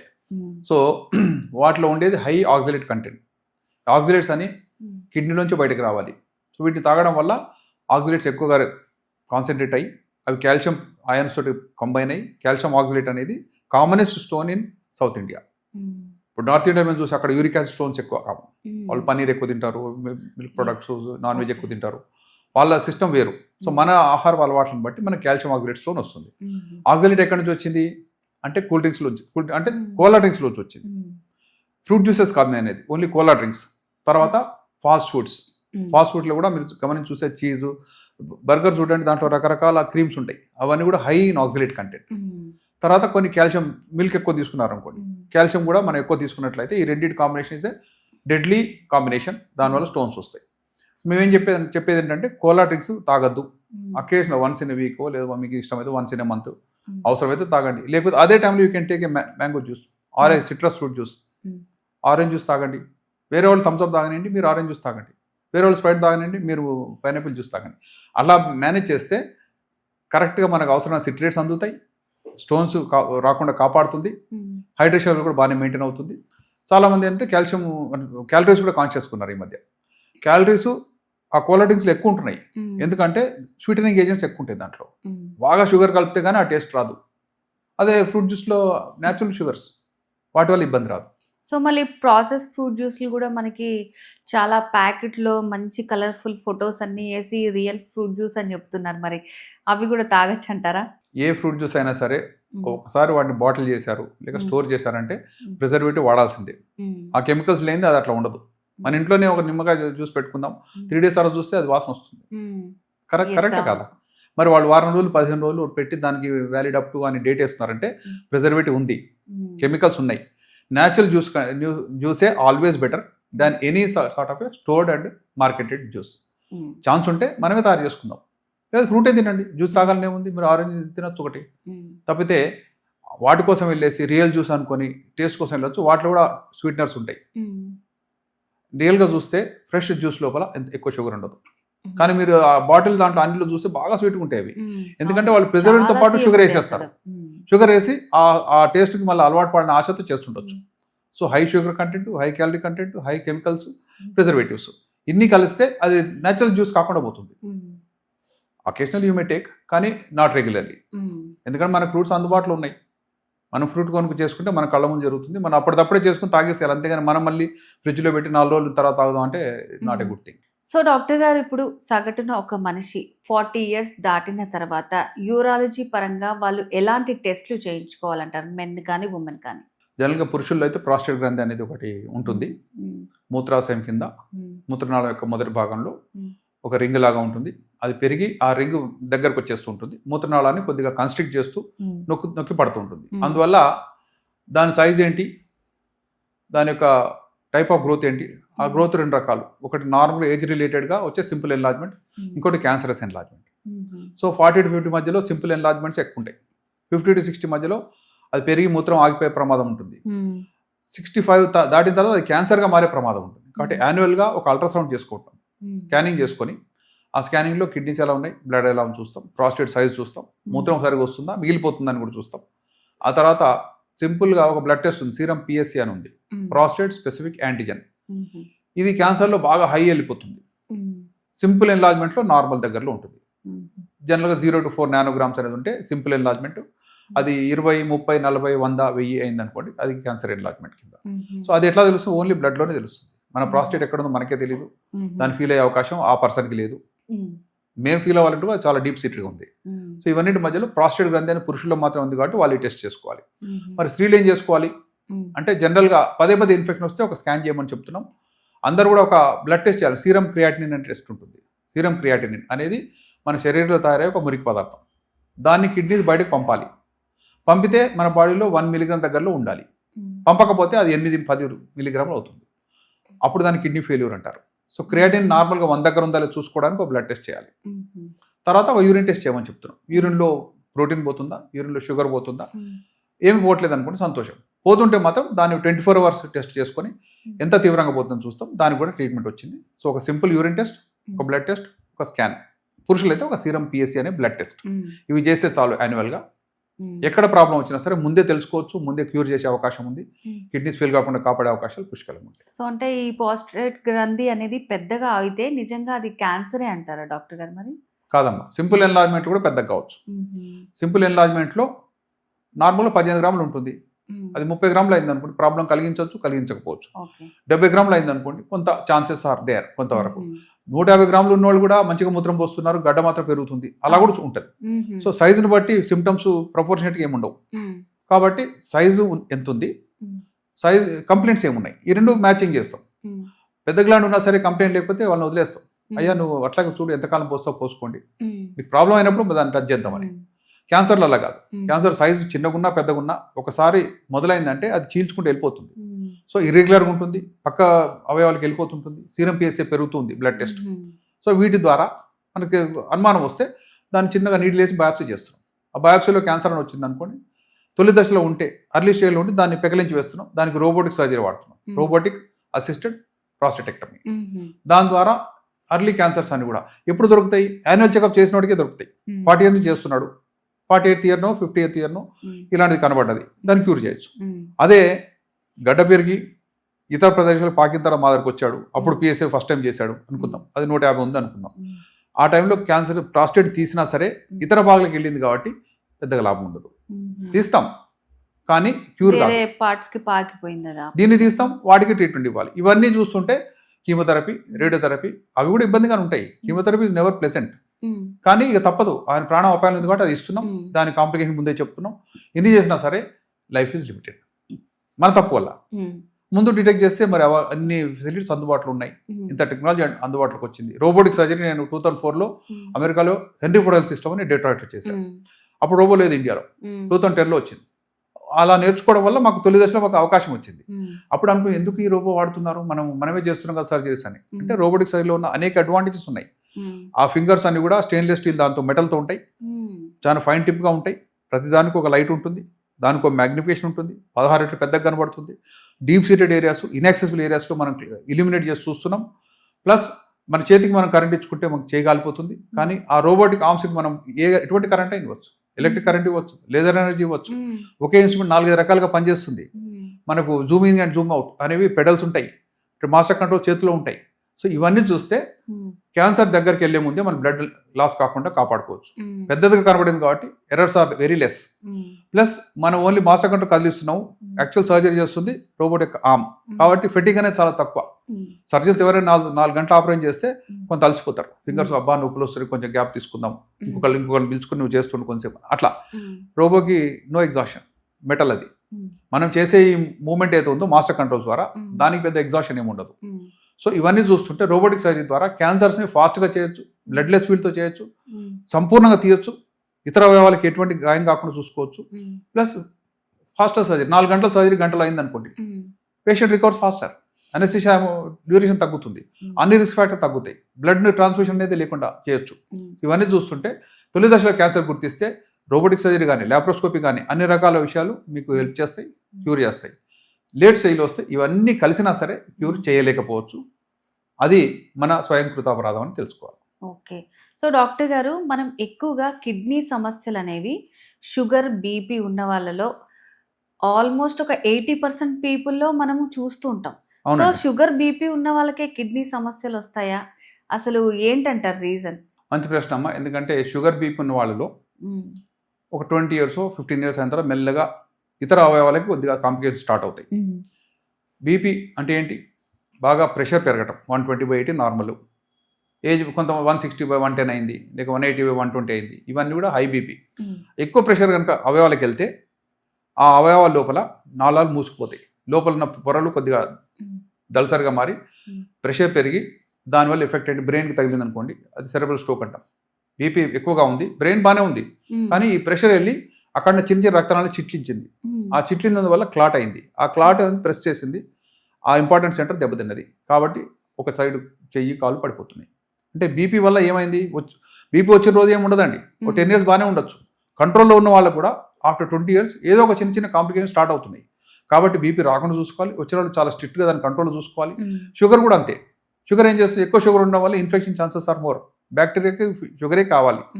సో ఎక్కడైనా సరే షుగర్ ఉన్న పేషెంట్ లోపల ఇన్ఫెక్షన్స్ చాలా ఎక్కువ వస్తాయి, కంట్రోల్ చేయడం కష్టంగా అవుతుంది. వాళ్ళు ఒబెసిటీతో ఉంటారు కాబట్టి రకరకాల ఇమ్యూనిటీ ఫ్యాక్టర్లు తగ్గిపోతుంటాయి. కాబట్టి షుగర్, బీపీ వాళ్ళు over a period long term లోపల ఉండే కాంప్లికేషన్స్ ఏంటి అంటే హార్ట్ అటాక్ రావచ్చు. ఎందుకంటే కరోనరీ ఆర్టరీస్ సన్నబడ్డాయి, అందులో బ్లాక్స్ ఏర్పడ్డాయి, అందులో అథెరోమటిస్ ప్లాక్ ఏర్పడ్డది, కాల్షియం డిపాజిట్స్ వల్ల దానికి స్టెంట్ వేస్తున్నాడు. సరే స్టెంట్ వేయించుకున్నాం, సంతోషం. స్టెంట్ బ్రెయిన్లో వేయలేరు జనరల్గా. సో బీపీ కంట్రోల్లో ఉంటే, అనేక విషయాలు కంట్రోల్ ఉంటే కిడ్నీ పైన కూడా ఎఫెక్ట్ ఉంది. హైపర్ నెఫ్రోపతి అంటాం. ఆ ప్రెషర్ వెళ్ళి కిడ్నీలో ఫిల్టరింగ్ యూనిట్స్ చాలా సున్నితంగా ఉంటాయి. ఇక్కడ 10 లక్షలు ఉంటాయి, ఇక్కడ 10 లక్షలు ఉంటాయి. ఆ ప్రెషర్ తట్టుకోలేక అనేక మూసుకుపోతాయి. ఉదాహరణకు 10 లక్షల్లో 5 లక్షలు మూసుకుపోయినాయి అంటే ఫంక్షన్ ఇస్ హాఫ్.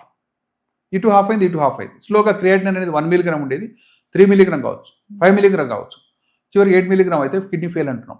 సో ఇవన్నీ ఎందుకు వచ్చినాయంటే బీపీ షుగర్లు వంశపారంపర్యంగా వచ్చినా సరే అతి జాగ్రత్తగా మనం కంట్రోల్ చేసుకోవాలి. ఎప్పుడు నిర్లక్ష్యం చేయకూడదు. ఏదైనా కాంప్లికేషన్ ఉందా తెలుసుకోవడానికి యాన్యువల్ స్క్రీనింగ్ టెస్టులు ఉన్నాయి. తొలి దశలో గుర్తిస్తే కార్డియాక్ ప్రాబ్లం తెలిసింది, స్టెంట్ వేసేసుకోండి, లేక బైపాస్ చేసుకోండి.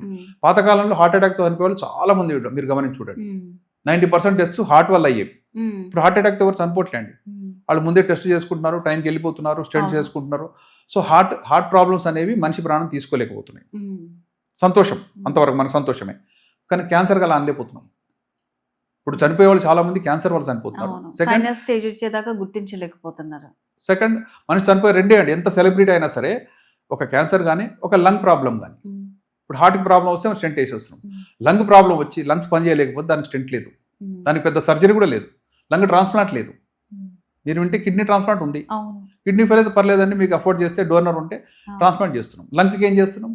ఏమి లేదు. రెస్పిరేటరీ ఫెయిల్యూర్తో పోయాడు, ఆయాసపడ్డాడు, చెస్ట్ లోపల ఎక్స్పాన్సిబిలిటీ లేకపోయాడు, ఎయిర్ ఎక్స్చేంజ్ కాకపోయాడు, దానికి ఎంత ట్రీట్మెంట్ చేసినా సరే వెంటిలేటర్ మీద వేశారు, రికవర్ కాలేదు.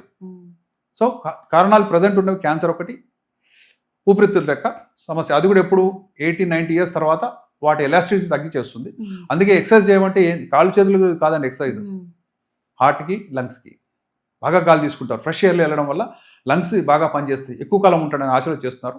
100 ఇయర్స్ ఎవరు రీచ్ అయ్యాడంటే అతను లంగ్స్ బాగున్నట్టు, క్యాన్సర్ రానట్టు.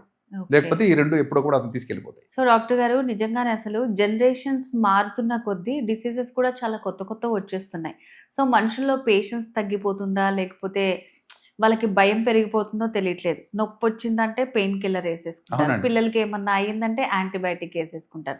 సో మళ్ళీ ఇవి ఎక్కువ తీసుకున్నా ఈ కిడ్నీలో ప్రాబ్లం వస్తుంది అని అంటుంటారు. నిజంగానే పెయిన్ కిల్లర్స్, యాంటీబయాటిక్స్ ఇవన్నీ తీసుకోవటం వల్ల కిడ్నీకి ఏదైనా ప్రాబ్లం అవుతుందంటారు?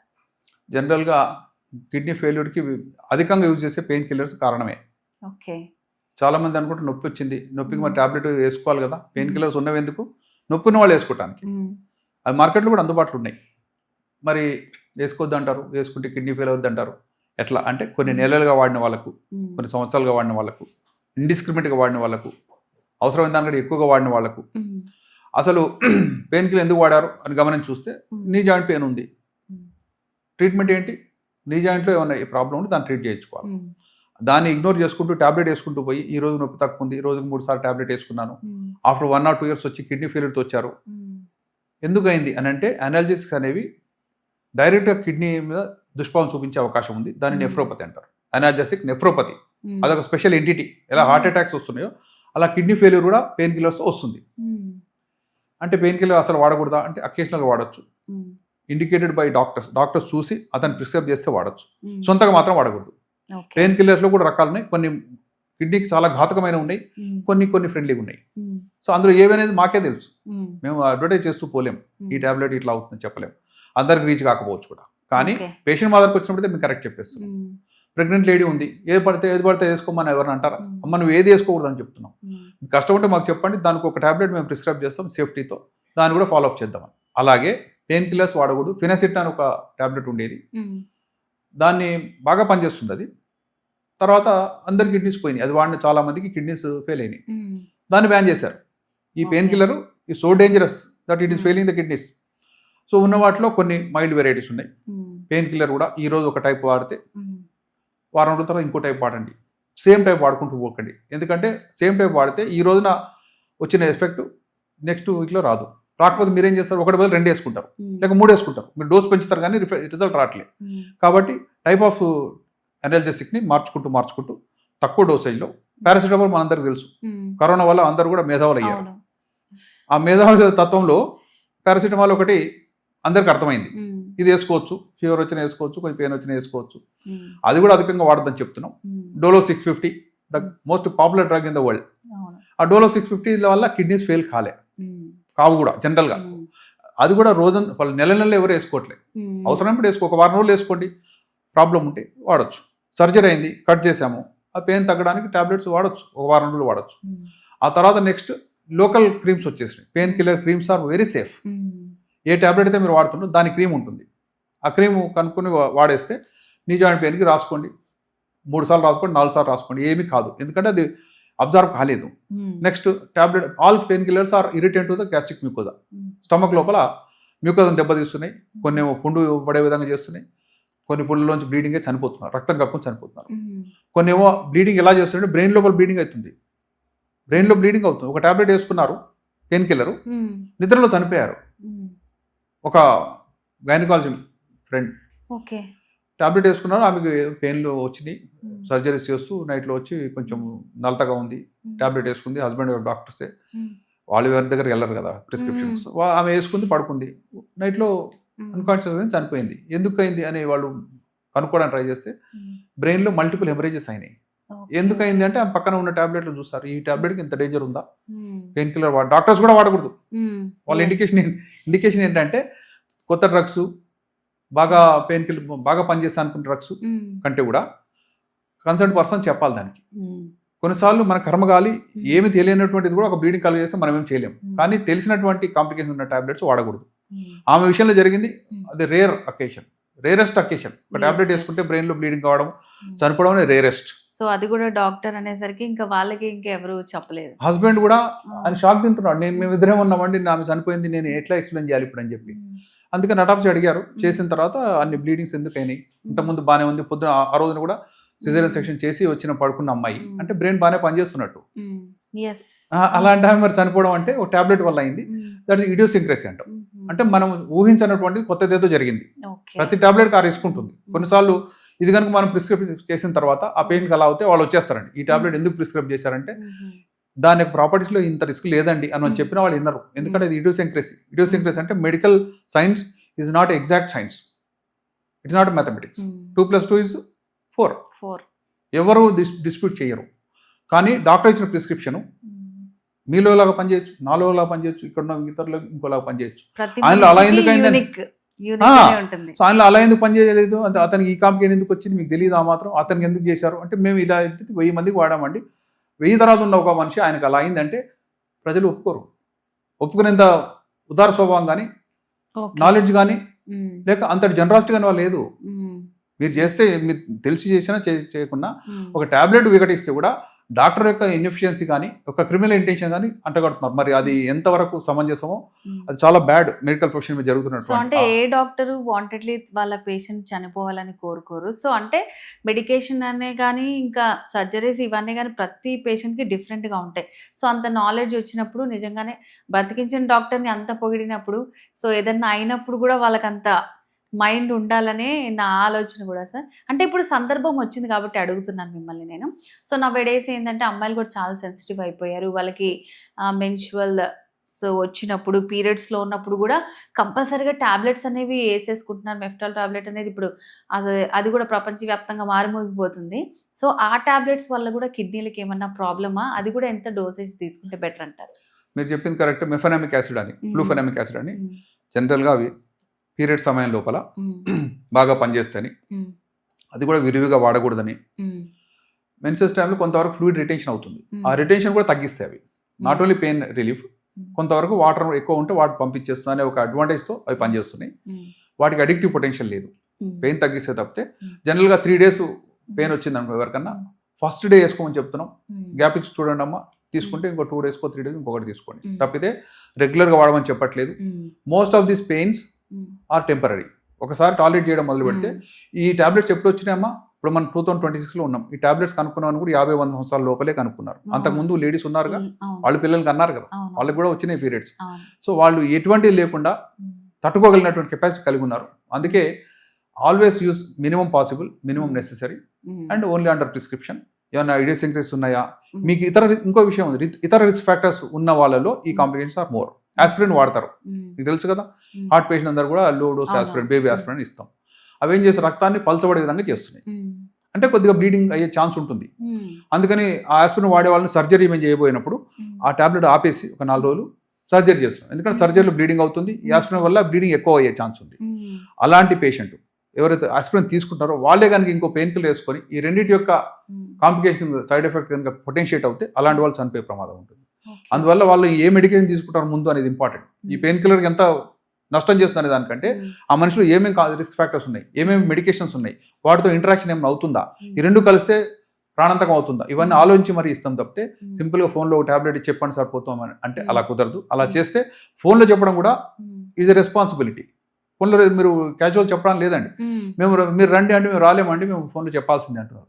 మా వల్ల కాదండి, అట్లా వచ్చేది మీ ఇంట్లో మీ ఊర్లో ఏం దొరుకుతో తెలియదు, దాని కాంపోజిషన్ తెలియదు, మెడికల్ షాప్ ఏముందో తెలియదు అని చెప్పి మేము రిఫ్యూజ్ చేస్తున్నాం. చాలా వరకు తప్పించుకునే తిరుగుతున్నాం. ఎందుకంటే మన దగ్గర రాని పేషెంట్ని మనం చూడని పేషెంట్కి ఏదైనా ఇస్తే ప్రాబ్లం అయితే మన పేరు చెప్తాడు, మంచిగా అయితే ఎవరు పట్టించుకోరు మనని. సో డాక్టర్ గారు ఫైనల్గా ఇప్పుడు చాలా మందికి టెస్ట్లు అనేవి కామన్ టెస్ట్లు, థైరాయిడ్ కానివ్వండి, బీపీ, షుగర్, ఇవన్నీ కూడా రకరకాల యాప్స్ వచ్చేసినాయి, ఇంటికి వచ్చి టెస్ట్ చేస్తున్నారు.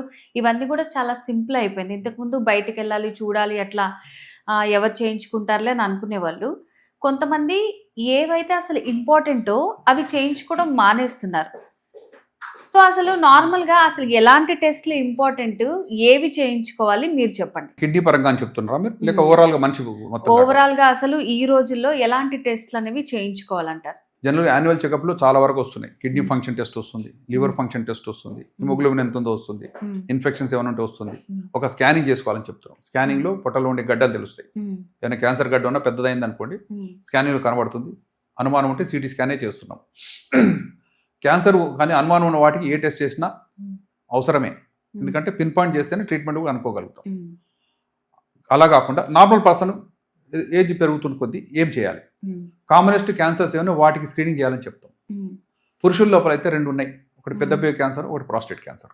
ఈ రెండింటి వల్లనే పురుషులు ఎంతకాలం బ్రతికినా సరే చనిపోయేది రెండింటి వల్లనే మోస్ట్లీ, లేదా లంగ్ ఫెయిల్యూర్ వల్ల చనిపోవచ్చు.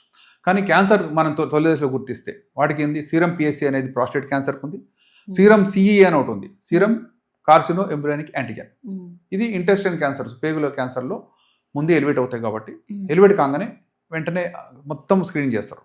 పెద్ద పేగ, చిన్న పేగ, ఎక్కడుంది, ఐలియమా, డ్యూయోడనమా, జెజనమా అని వాటి చేసుకునే అవకాశం ఆడుతుంది. పురుషుల్లో ఈ రెండు టెస్టులు చేయమని చెప్తున్నాం. స్త్రీల లోపల ఏమేమి ఉన్నాయి వారి రిస్క్ ఫ్యాక్టర్స్, ఒకటి బ్రెస్ట్ క్యాన్సర్, ఇక్కడ యూట్రైన్ క్యాన్సర్. ఈ రెండు చాలా ఇంపార్టెంట్. ఎందుకంటే ఎదుగుతున్న కొద్దీ ఒబేసిటీ ఉన్న వాళ్ళు కొంచెం breast cancer risk is more. Mammography వచ్చేసింది, సెల్ఫ్ ఎగ్జామినేషన్ ఎవరికైనా చెప్తూనే ఉన్నా వాళ్ళు చేసుకుంటారు, గైనకాలజీ వెళ్ళినా వాళ్ళు చెప్తుంటారు. కానీ మ్యామోగ్రఫీ ఎందుకు చేస్తున్నారు అంటే చేతితో కూడా ఫీల్ కానటువంటి చిన్న చిన్న గడ్డలు కూడా మ్యామోగ్రఫీలో బయటపడుతున్నాయి. అది కంపల్సరీ చేసుకోవాలి. తర్వాత గర్భసంచి కానీ లేక అండాశయం, ఓవరీస్ కొంచెం ఏజ్ అయిన తర్వాత పనిచేయడం మానేస్తాయి, అందులో ఏం ఎగ్ రిలీజ్ ఏం లేదు, కానీ కొద్దిపాటి స్త్రీ హార్మోన్స్ విడుదల చేస్తుంటాయి. దానికి CA-123 అని ఒకటి ఉంది, అది ఎలివేట్ అయింది అనుకోండి, CA-123 అది ఎలివేట్ అవుతే ఓవరియన్ క్యాన్సర్ ఉందేమో అనే అనుమానం రేకెత్తిస్తుంది. వెంటనే ఆ భాగాలకి అవసరం మిగతా స్కాన్ చేస్తే దొరుకుతాయి, ఉంటే వాటిని తీసేస్తున్నాం. ఏ అనుమానం వచ్చినా సరే, ఇప్పుడు గర్భసంచి ఉంది, గర్భసంచిలో కొంతమందికి మెనోపాజ్ అయిపోయిన తర్వాత కూడా బ్లీడింగ్ అవుతుంటుంది, పదే అవుతుంటుంది, కారణాలు ఉండవు, దాంట్లో లైనింగ్ బయాప్సీ చేసినా సరే ఏమి రాదు, దాన్ని డిస్ఫంక్షనల్ యూట్రైన్ బ్లీడింగ్ అంటారు. అలాంటి వాటిల్లో అమ్మ నీకు బ్లీడింగ్ ఆగట్లేదు, ఇర్రెగ్యులర్గా ఉంది, ఇరిటేటింగ్ ఉంది, గర్భసంచి యొక్క పని ఏంటి, పిల్లల్ని కంటాం, కనేసారు కదా, 50 సంవత్సరాలు అయింది, 60 సంవత్సరాలు అయింది, ఈ బ్లీడింగ్ తట్టుకోలేకపోతున్నాము, బ్లీడింగ్లో క్యాన్సర్ లేదని తేలినా సరే బ్లీడింగ్ అనేది ఒక ఇరిటేషనే, ఒక ఇబ్బందే. అలాంటి వాళ్ళలో పదే ఇబ్బందులు వస్తుంటే వాళ్ళు హిస్టెక్టమీ చేస్తున్నారు. హిస్టెక్టమీ అందరికి చేయాలని చెప్పట్లేదు, healthy persons they can keep it. కానీ ఇలాంటి ఇబ్బందులు వచ్చినాయంటే హిస్టెక్టమీ చేసేస్తారు. ముఖ్యంగా ఫ్యామిలీ హిస్టరీ ఆఫ్ క్యాన్సర్స్ ఉన్న వాళ్ళు, మదర్కి వచ్చింది అనుకోండి, ఈమె కూడా వచ్చే ఛాన్స్ ఉంటుంది. పేరెంట్స్ కంటే 10 years ముందే ఆ క్యాన్సర్ వచ్చే అవకాశం ఉంటుంది. ఉదాహరణకు మదర్కి 60 yearsకి వచ్చింది, వీళ్ళు 50 years నుంచి ఆ రిస్క్ ఉంటుంది, కాబట్టి వీళ్ళు 40 years నుంచే స్క్రీన్ చేయమని చెప్తున్నాం. సో ఇలాంటి హిస్టరీ ప్రకారం చేసినట్లయితే స్త్రీలకు వేరే టెస్టులు ఉన్నాయి, పురుషులకు వేరే టెస్టులు ఉన్నాయి. యాన్యువల్ చెకప్కి అదనంగా ఇవి ఇలా చేసుకుంటే 70-80 years మధ్యలో majority are able to live nowadays. 80 years దాటడం కామన్ అయిపోయింది. మనం చిన్నతనం 30 years బ్యాక్ చూసుకుంటే 55 yearsకి చనిపోయి అయిపోయింది లైఫ్ అని చెప్పి రిటైర్మెంట్ అయినప్పుడు చనిపోవడం రెడీగా ఉండేవాడు. ఇప్పుడు అట్లా కాదు, రిటైర్మెంట్ అవుతే ఇంకో జాబ్ ఎత్తుక్కుంటున్నారు, అక్కడ అనవసరంగా గవర్నమెంట్ తీసేశారండి, ప్రైవేట్లో ఎత్తుక్కుంటున్నారు, ఎత్తుక్కొని మళ్ళీ అక్కడ 20 years చేస్తున్నారు. ఇప్పుడు ఎందుకు చనిపోవాలని అడుగుతున్నారు. నేను ఎందుకు చనిపోవాలని యాక్టివ్గానే ఉన్నాను, నా మైండ్ క్లియర్గా ఉంది, రిటైర్మెంట్ ఏజ్ అనేది తప్పు అయిపోయింది ఇప్పుడు. పాతకాలం సిస్టంలో ఉన్న రిటైర్మెంట్ ఏజ్ ఉంది కాబట్టి నన్ను రిటైర్ చేశారు తప్పితే నేను ఫిజికల్లీ మెంటల్లీ అన్ని విధాలుగా నేను బాగున్నా అని పని చేసుకునే పరిస్థితుల్లో మనిషి 8 years జీవించడం ఈజీ అయింది. ప్రొవైడెడ్ ఈ జాగ్రత్తలు పాటించాలి, ట్రీట్మెంట్ కరెక్ట్గా తీసుకోవాలి, తొలిదశలో తీసుకోగలగాలి. 80 తర్వాత ఇక ఉన్న ప్రతి సంవత్సరం కూడా ఒక బోనసే. 90 years వచ్చాడు అనుకోండి చాలా బాగున్నట్టు. 90 తర్వాత ఏమవుతుంది అనేది నేను ఒక రీసెర్చ్ చేశాను. మనిషి ఎందుకు చనిపోవాలని క్వశ్చన్ చేశాను నేను. అసలు ఎందుకు చనిపోవాలి? మనకు అన్ని బాగున్నప్పుడు ఎందుకు చనిపోవాల్సి వస్తుంది? చనిపోకుండా ఒక మనిషి ఎంతకాలం ఉండగలంటే 120 years వరకు ఉండే అవకాశం ఉంది. దాని గురించి నేను వేరే చెప్తా. ఏమేమి ఫీచర్స్ వల్ల మనిషి యొక్క ఏజింగ్ని కనుక్కోవచ్చు. ఒక స్కేల్ ఉంది, ఎంత ఏజింగ్ అయింది ఈ మనిషిలో. ఆయన 60 years 70 years కాదు, అతని సెల్స్ ఎంత ఏజ్ అయినాయి, వాటిని ఎలా స్లో చేయడం ద్వారా లైఫ్ స్పాన్ ఎలా పెంచవచ్చు అని. అయితే ఉన్న వాటిలో లంగ్ ఫెయిల్యూర్ అనే దానికి మాత్రమే ట్రీట్మెంట్ ఇంకా రాలేదు. అది వస్తే మేబీ 2030లో వచ్చింది అనుకోండి, దాని బెనిఫిట్ మనం కూడా పొందే అవకాశం ఉంటుంది. లంగ్స్కి అవసరమైనటువంటి పంపింగ్ యాక్షన్ పెంచాలి, దాని ఏజింగ్ని తగ్గించాలి. దానికి ఏమన్నా కొత్త చిట్కాలు ఏమైనా వస్తే మేబీ 100 years దాటడం కూడా ఈజీయే. నేను అమెరికాలో చదువుకున్నాము, అక్కడ mostly 90 to 100 years 100 and above చాలా మంది చూశారు. 108 years చూశారు, నడుచుకుంటూ ఒంటరిగా వస్తున్నారు వాళ్ళు.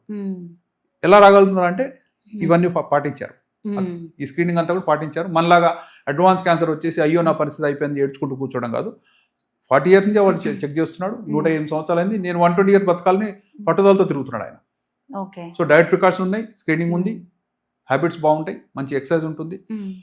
డైట్లో కూడా ఈ ఫాస్ట్ ఫుడ్స్ అన్ని కూడా మనం అమెరికాలో తింటాం ఒబెసిటీ అనుకుంటాం, కానీ వాళ్ళు కూడా ఇప్పుడు చాలా జాగ్రత్తగా బిహేవ్ చేస్తున్నారు. చిన్న పిల్లలు తింటే తినొచ్చు తప్పితే age persons are more careful because they know the risk is high. So everybody wants to live. మనం ఎందుకు ఎంత వయసు వచ్చినా సరే ఇంకా 4 సంవత్సరాలు ఉంటే బాగుంటుంది అనే ఆశ మనకు ఉంటుంది కదా, చనిపోదాంలే అనుకోము. కాబట్టి మన జీవితాన్ని ప్రొలాంగ్ చేసే ప్రతి ఒక్క మంచి అలవాటు కూడా అవలంబించాలి. ఏమన్నా ప్రాబ్లమ్స్ కొత్త ఉంటే త్వరగా ట్రీట్ చేయించుకోవాలి. యాజ్ లాంగ్ యాజ్ పాసిబుల్ మనం బ్రతుకుంటే ఇంకొకరికి మంచి చేస్తాం తప్పితే మనం ఒకళ్ళు నష్టం చేసే వ్యక్తుల మీద కాదు. ఇంట్లో ఎంతమంది పెద్దవాళ్ళు ఉంటే అంత మంచిది. వాళ్ళ ఎక్స్పీరియన్స్ కానీ, వాళ్ళ దీవెనలు కానీ, వాళ్ళ బెస్ట్ విషెస్ కానీ మనకు ఎప్పుడైనా లాభమే చేస్తాయి తప్పితే ఇంక అయిపోయింది కదా ఎందుకు పనికిరాని రిటైర్ అయ్యాడు ఈయన ఎందుకు బతికి అని అనుకునే భావన నుంచి మనం బయటకు రావాలి. ఎంత ముసలోడైనా సరే, ఎంత కరబట్టు నడుస్తున్నా సరే అతనికి సరైన ట్రీట్మెంట్ ఇస్తే అతను కూడా బ్రతికే అవకాశం ఉంటుంది. బ్రతికిన ప్రతి క్షణం కూడా ఆ కుటుంబం యొక్క వైభవపేతమైన జీవితానికి అతను పాటుపడతాడు తప్పితే ఈయన యూస్లెస్ పర్సన్ అని అనుకుంటే అంతకంటే మూర్ఖత్వం లేదు. మనిషి జీవితం విలువైనది, వెల కట్టలేనిది. అలాంటి జీవితాన్ని జాగ్రత్తగా మీరు జీవించాలని, మీ మ్యాక్సిమం యొక్క ఎఫర్ట్స్ అన్ని కూడా మీ కుటుంబానికి సమాజానికి అందియాలని నేను ఆకాంక్షిస్తున్నాను.